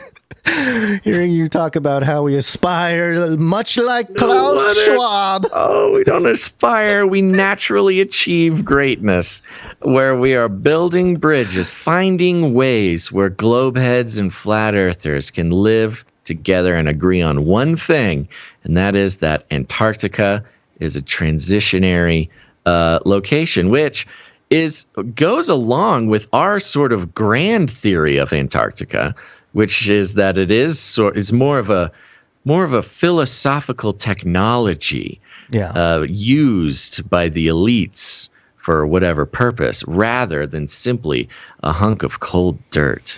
Well, they go through some history of Antarctic agriculture from like 1902, but I want to get to some of the more interesting parts here. Get to the good stuff. Antarctica as an analog for space. I've been calling this for a while. Analog for space. This is like exactly what we've been talking about. Man, the conversation must listen to our show and get ideas. In another way, sorry, I got to just let you read it. But sure, for those who have been following this, an analog for space in another way, in the same way that space is sort of the scientific final frontier. Yeah, so it's like the promised land. Like you go, it's where the prophets reside. Right. The astronauts. That's where they get the things that we can't see and tell us about Earth from a different perspective, the perspective of the gods. In a similar way, Antarctica holds just that type of wisdom that will bring the humans into the new age. As permanent human occupation of Antarctica grew through the middle of the 20th century, humanity also began its push into space, and specifically to the moon. Starting in the 1960s, scientists working for organizations like NASA began thinking of the hostile, extreme, and alien Antarctic as a convenient analog for space exploration, where nations can test space technologies and protocols, including plant production. That interest continued through the end of the 20th century, but it wasn't until the 2000s that space became a primary goal of some Antarctic agricultural research. In 2004, the National Science Foundation and the University of Arizona's Controlled Environment Agriculture Center, interesting, collaborated to build the South Pole Food Growth Chamber. This project was designed to test the idea of controlled environment agriculture, a means of maximizing plant growth while minimizing resource use. According to its architects, the facility closely mimicked the conditions of a moon base and provided an analog on Earth for some of the issues that will arise. This is all in quotes. And provided, quote, an analog on Earth for some of the issues that will arise when food production is moved to space habitations, end quote. This facility continues to provide the South Pole Station with supplementary food. And, given the whole food thing right now. Right, the food crisis. I mean, think about that. Think about food production in space. And, I can see in this Bezos realm. Yeah. Interesting thing pointed out by Jos Fajitas in the chat. making the comparison between the transitionary place between space and Earth, or sort of scientifically by the globe heads or literally by the flat earthers, comparing that to the river Styx in mythology, the river that you must be ferried across from one realm to another. Another interesting aspect of that is, you needed to pay the ferryman or whatever to cross the river Styx. That's why they put like coins on your eyes or whatever. And in the same way, Antarctica, very economically focused. It's the resources, holds the resources for nations, holds the, you got to buy your cruise ticket to go on a boat to go down to Antarctica. You've got the, there's a lot of comparisons there as Antarctica as the realm between realms. Let me just finish up with this. Antarctic research plays an important role for space to this day. In 2018, Germany launched a project in Antarctica called Eden ISS. Of course they did. That focused on plant cultivation technologies and their application in space in a semi-closed system. The plants grow in air as misters spray chemically enhanced water on their roots. In the first year, Eden ISS was able to produce enough fresh vegetables to comprise 1/3 of a diet for a 6-person crew. And they have a picture here. This has to be photoshopped. I don't know that this is real. I mean, it looks photoshopped to me, but maybe it's not. It's like a big trailer. It has Eden ISS on the side written on there, and it's got these. It's like on like a stilt. I don't think that's photoshopped. I think that's real. You think it's real? Yeah, it's basically a shipping container on stilts. Right. In the snow. And they put it on stilts because of the snow drifts. Right. But where's the staircase going to? Up onto the deck thing. No, I know, but like down at the bottom, is it just going into snow or what's happening? Yeah, it's just going into snow. All right. That's when when the heater's too hot in the garden room. Got to go take a little jump into the snow. Before sending people to Moon or Mars, it might be wise to first prove that a settlement can survive on its own amid the frozen southern plains of Earth. So yes, Antarctica, the bridge between here and space. Yeah. Wow, that is very interesting. The conversation making it mainstream. Intellectually captivating. Yes. Is what that was. Thank you very much. Well, I got something else that'll be intellectually captivating. Oh, yeah? Actually, I have not read it. This is a gift that you brought to me. I have not read it. And I will read it now, and we'll see what it is. This is coming from Zyn, ZYN.net. That's a different one. Okay. That's not right. Zyri, ZYRI. Yes. Right? This is what I'm reading, right? Yep. Yeah. This is the one. Yeah. Well, there was that other one about The Thing, the movie, The Thing. Did you ever see that? No, too scary. Okay, The Thing is celebrating its 40th anniversary, and part of the plot of The Thing was that set in the winter of 1982 at a research station in Antarctica, a 12-man research team finds an alien being that has fallen from the sky and has remained buried in the snow for over 100,000 years. That's a long time. Yeah, so that's what The Thing was about. It was all based in Antarctica, an alien that was frozen there for 100,000 years. But anyway, just some fun predictive programming. But yes, please read this Zyri article because... Zyri.net. Yes. The headline. Yeah, go ahead. Headline goes like this. A new relaunch of the government, but without defining what, how, and who. Okay. Delightfully vague. Let's see. President Alberto Fernandez participated yesterday in an act of the Construction Workers Union in the Buenos Aires party of Esteban Echeverría. In different sections of his speech, the president highlighted the good results that its economic plan is achieving. Is this about Argentina? Is I think so. Alberto? Okay. Quote, we wanted the economy to develop. We wanted equal growth, and we did. Today, there are 4,600 workers underway in the country, which are more roads, drinking water, sewers, and technical schools, said Alberto Fernandez. the workers are roads. It's works, by the way. 4,600 works underway. Oh, works underway. Okay. Yeah. It was the prelude to what will be next week's act on May 25th, from which we'll seek to relaunch the government, possibly with a trip to Antarctica. Okay. So what is happening here? What's going on? They're celebrating something in Antarctica or in Argentina. Relaunching the government by going to Antarctica. Why are they relaunching the government, possibly with a trip to the Antarctica? So Antarctica. So we know. So Argentina. It's been identified in mainstream media that there are gateway cities. Yes. To Antarctica. It's one of the weirder kind of cultural parts about it is like if Antarctica truly does become sort of the promised land, social justice promised land, as we've been told, but there's gateway cities you have to go through. And Argentina, of course, the southernmost country in South America, I believe it's called, can I remember? I think it's Ushuaia is the southernmost city to go through in Argentina to get to Antarctica. You would be correct. It is spelled Ushuaia. Okay, there we go. Good job. Yeah. Ushuaia, yeah. Takes the Drake passage there. So they're going to relaunch the government, possibly with a trip to Antarctica. I love the word possibly in there. Like, we've been thinking about taking a trip, but I don't know. It's pretty cold down there. We could figure out something else we could do. We can relaunch the government. Come on, man. Let's take a trip down to the Let's do it. I'm kind of browsing the rest of this, and it is sort of equally as hard to understand.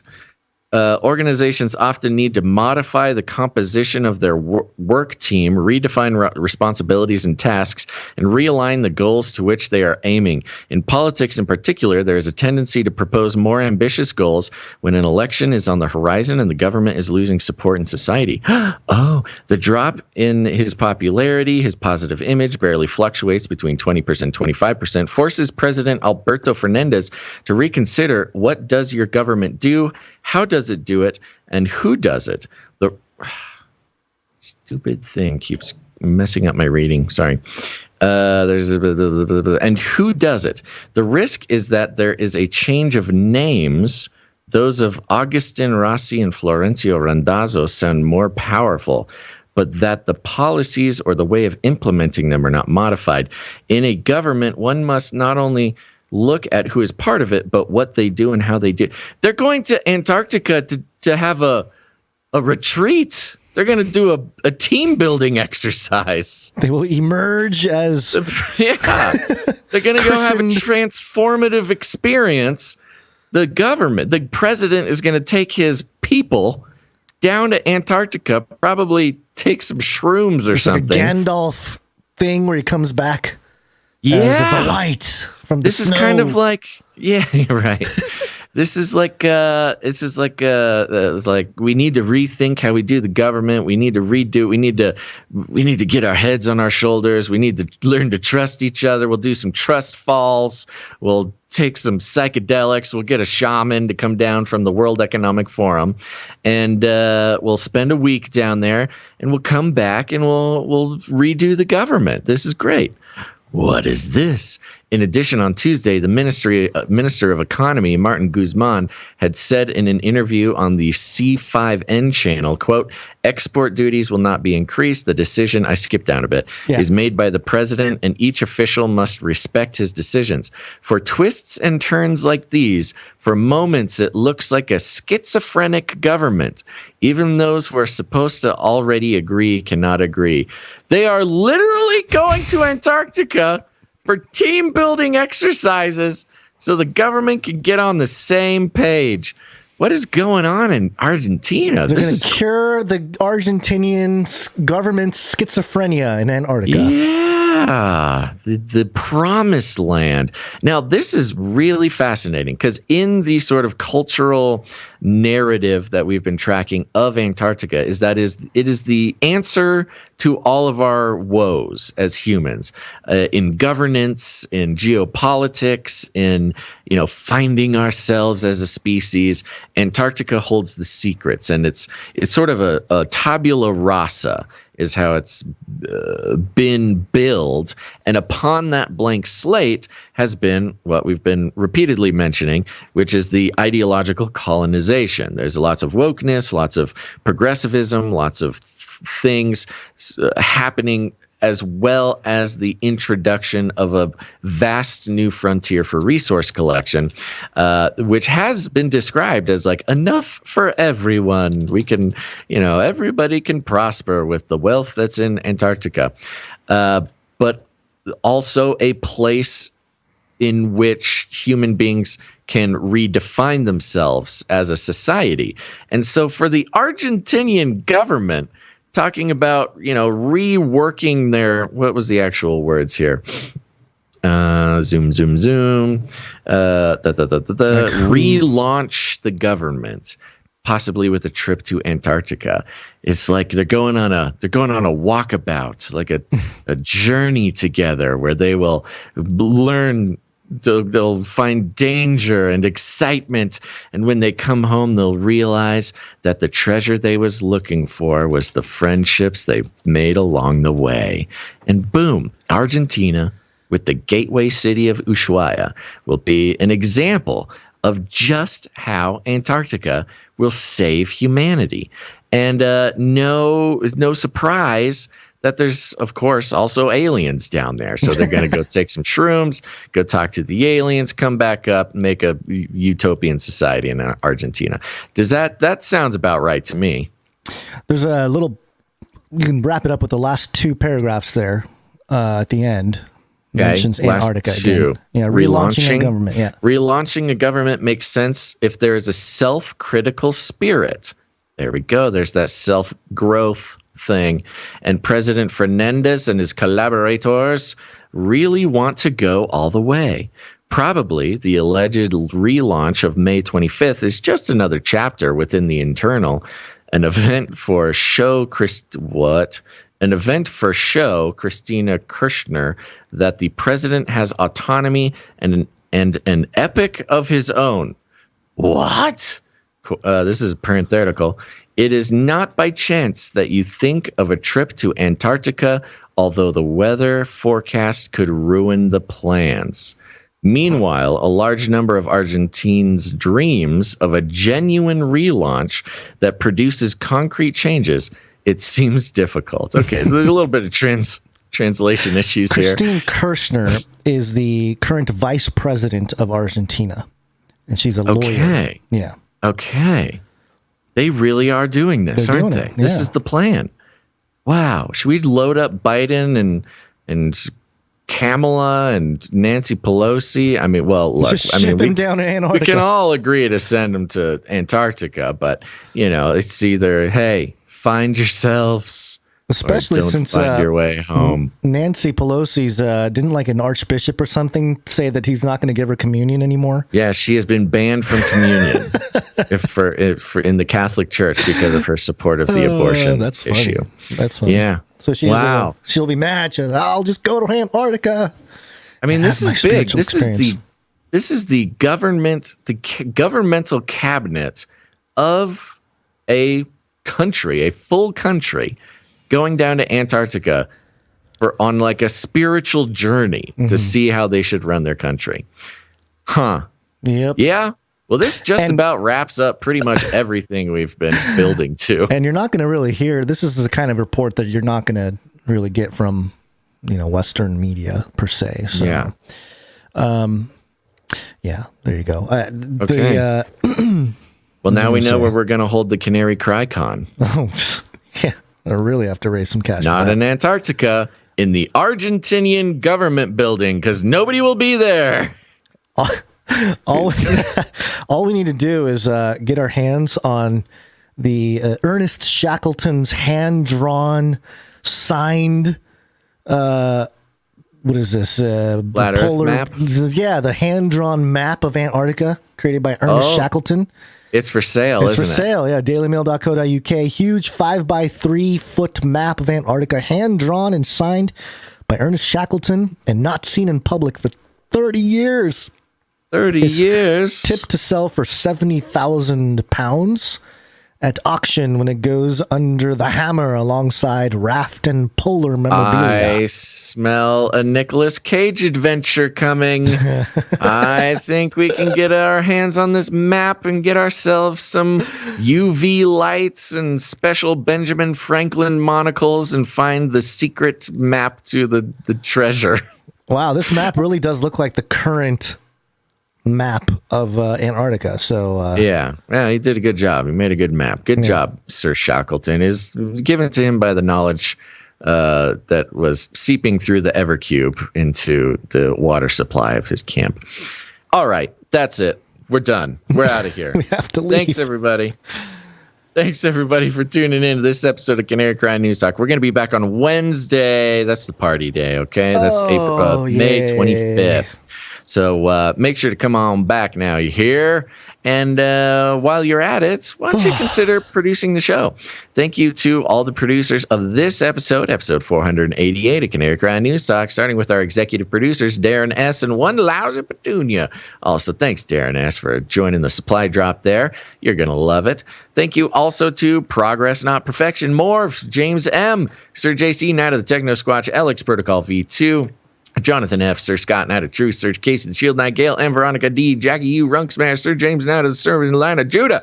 Woo! Thank you also to our artists and everybody who makes this show possible. And if you want to produce the show, you should consider what kind of value do you get out of the show? Does it, well, there's all sorts of different types of value. Perhaps had you considered that Antarctica would be sort of play such a large role in the future of humanity? Or have you considered that monkeypox might have sprung from the earth down there when Sir Ernest Shackleton dug his jade lance into the soft soil of the penguin mummy graveyard, which, anyways, you get the point. Well, if you get any value out of what we do here, please head on over to patreon.com/ccnt, or even better, canarycryradio.com/support. canarycryradio.com/support. And thank you to all the producers, not just the artists, not just the musicians, not just the financial producers. But thank you also to our Clippies. Oh, sorry. I was looking at a pretty scathing text message from the wife. That's always fun. Ooh. Clippy on those videos. Thanks. Thanks. Yeah, thank you to Emsworth and Faye Liverin for taking our episodes, clipping them out, making shorter segments, making them available on the Canary Cry Clips channel. Go check it out if you haven't. It's on YouTube and Odyssey. Very important, and just such a labor of love for these producers. You guys are the best. Next up, thank you to the Timestampers. Timestamp, it's hard work. Timestamp.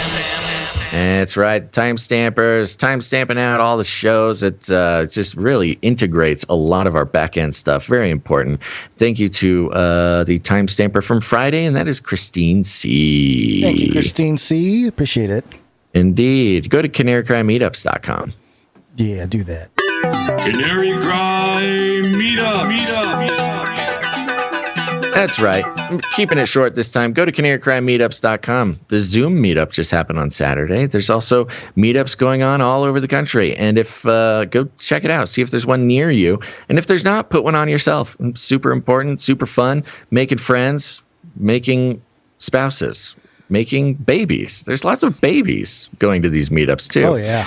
Yeah. So have a good time. And like I said, if you're in the United States, there are definitely Canarians around you. It's just a matter of, luring them with pizza or something and hanging out, talking about the show, talking about life, making friends and fellowship. CanaryCryMeetups.com. We'll see you at the meetup.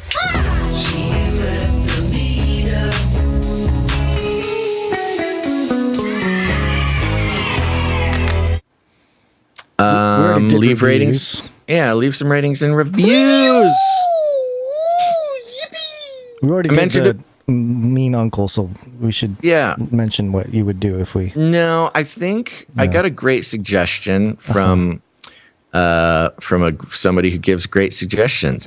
We play the ooh woo jingle as an enticement to play the ooh woo jingle again. Yeah, you're right. So we're not going to play the ooh woo jingle. Good call. I've been kind of thinking that, but it was your shtick, so I didn't want to step on your. No, I was thinking about it too, and all it took was for a producer to mention it. I'm like, yeah, that makes more sense than anything in the world. So we'll play a nice, fun ooh woo jingle for you on Friday if you leave us 5 or more ratings and reviews, and it's very important over on Apple Podcasts. We cannot do anything about it. It's all you, but it has a lot of bearing on the way the algorithms treat us online, and so please go do it on Apple Podcasts. Thank you, but don't take it from me. Listen to Gonz's grumpy uncle. Ugly, horrible person, you must leave review on iTunes, and if you do not, you are ugly, horrible person. You bring shame to family. Ugly, horrible person. That's right. And post about us on social media. Helps out a lot. Again, it's about these algorithms, man. That's the name of the game. Doesn't matter how good this show or how bad this show is. If the algorithms don't, kick in, we're just kind of screaming into the void. So kind of what we do anyway. Us. Yeah, it's all good. So, if you post about us, tag us, share a clip from the show, do something like that. That'll convince those robots that we're worth listening to. And it'll, again, go on to share the show with people who have never seen it before. You might as well. It's super easy, costs you nothing, and you never know who will stumble upon the show, and you could change their life. And let me give a shout out. Let's see. Who am I going to shout out to today? Let's shout out. I had somebody picked, and now I can't find them. That's not good. This isn't good. Well, if you post about us, tag us, post a clip of the show, all that fun, good stuff. I'd love to give a shout out to you on the show. Well, I can't find where I wrote down the person I was going to shout out to. This is not a good example of what'll happen. I promise you, it'll be way better than what's happening now. Okay, how should people share the show? Share the show. Share it with your friends. Share it with your family. Come on now. Tell people about the show, not just for our sake, but for their sake. They could definitely benefit from the scales dropping from their eyes and realizing that the mainstream corporate news does not have their best interests in mind. You can tell them all the normal ways, but you could also do it in a, not so normal way. You're one of those unique, eccentric billionaires. We have so many eccentric billionaires who listen to this show, but you don't have to be a billionaire. You don't have to. I know it makes life easier, makes life simpler, and for some, makes life a little bit faster. Almost done. But sorry, families. It's time. All right. So what you want to do if you're going to share the show, go ahead and send Gonz $1 million in cash so he won't get in trouble with his family for doing this show for way too long. That is one way you could do it. You don't have to do it that way. But other than that, if you need any more instructions, we call it rattling cages. And if you need any more other instructions, my brain is completely fried. Walk right up to him, grab him by the cage, and then you shake that cage. Yeah. Oh, no. My thing went out. Here we go. Come on. The world occurred pretty much as we had predicted. I want to shake things up, stir up some controversy, rattle a few cages. Hey, stop that! You'll never silence me. I'm the last angry man, a crusader for the little guy. Leave the bird alone. Never. Rattle a few cages. Rattle a few cages. The human race will have every opportunity to improve. And if they don't? Ask Noah. That's right, people. Just ask Noah. We might be sort of mid-level, unremarkable podcasters, but we still have families. We're human beings, and we need to keep them alive and happy. Gonz, do you have any last words? No. Okay, let's get out of here. Thanks, everybody, for listening to this episode of Canary Cry News Dog. Make sure to tune in next time. But until then, think outside the cage.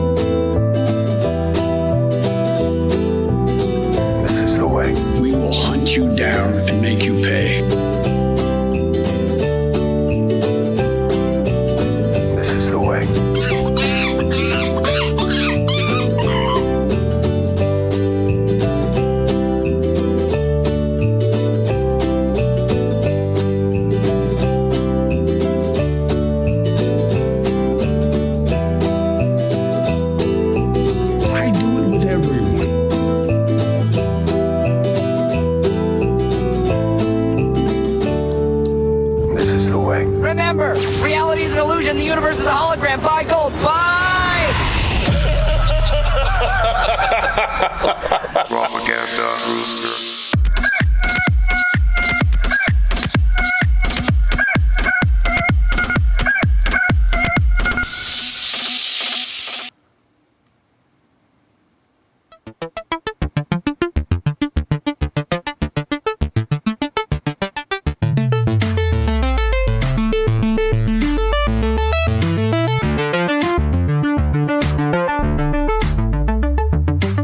Watched as the Lamb opened the first of the 7 seals, and I heard one of the 4 living creatures say with a voice like thunder, "Come!"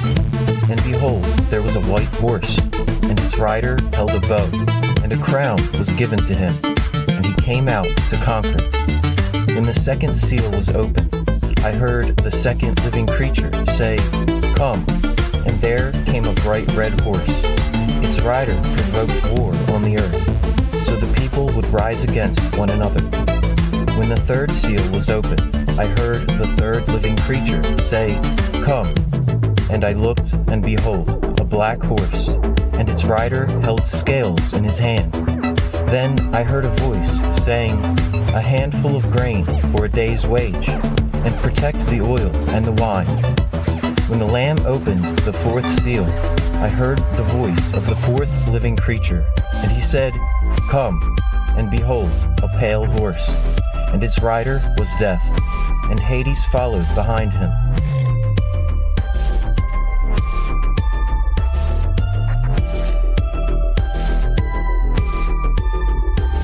These 4 horsemen were given authority over 1/4 of the earth, to kill with war, famine, and pestilence, and by the wild beasts of the earth.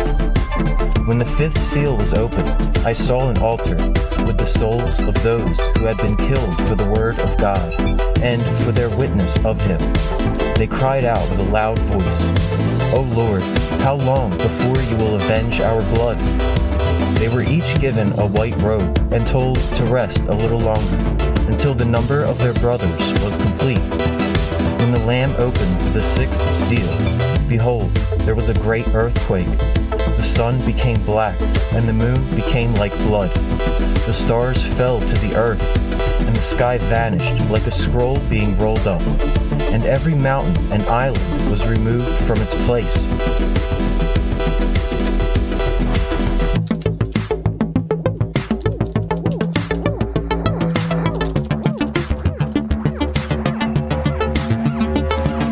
The kings of the earth and the rich and the powerful hid themselves in caves. They called out to the rocks and said, "Fall on us, that we may hide from the face of the one seated on the throne. Hide us from the Lamb, for the great day of wrath has come." After this, an angel ascended from the rising sun.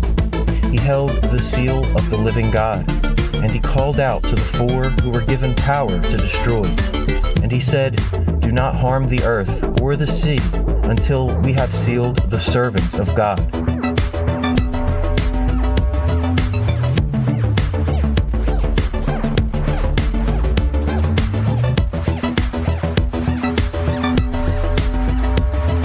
Behold, a great multitude that no one can number, from every nation and language, stand before the throne and the Lamb. They are clothed in white robes, with palm branches in their hands, and they cry with a loud voice, "Salvation belongs to our God, who sits on the throne, and to the Lamb." These are the ones coming out of the great tribulation. They have made their robes white in the blood of the Lamb.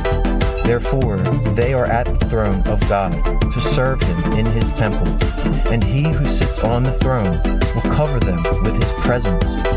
They shall hunger no more, neither shall they thirst. The sun shall not strike them, nor any scorching heat.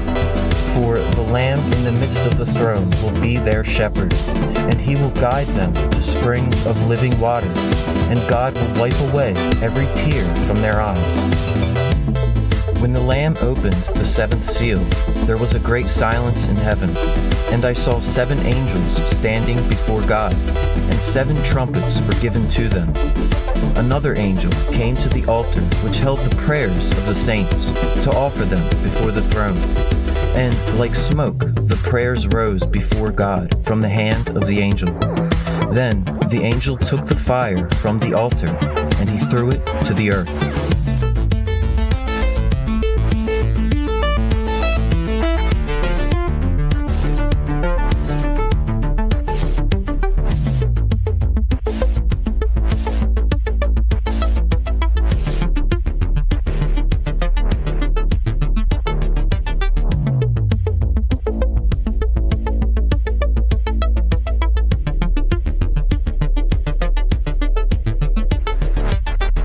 CanaryCry.Radio.com/support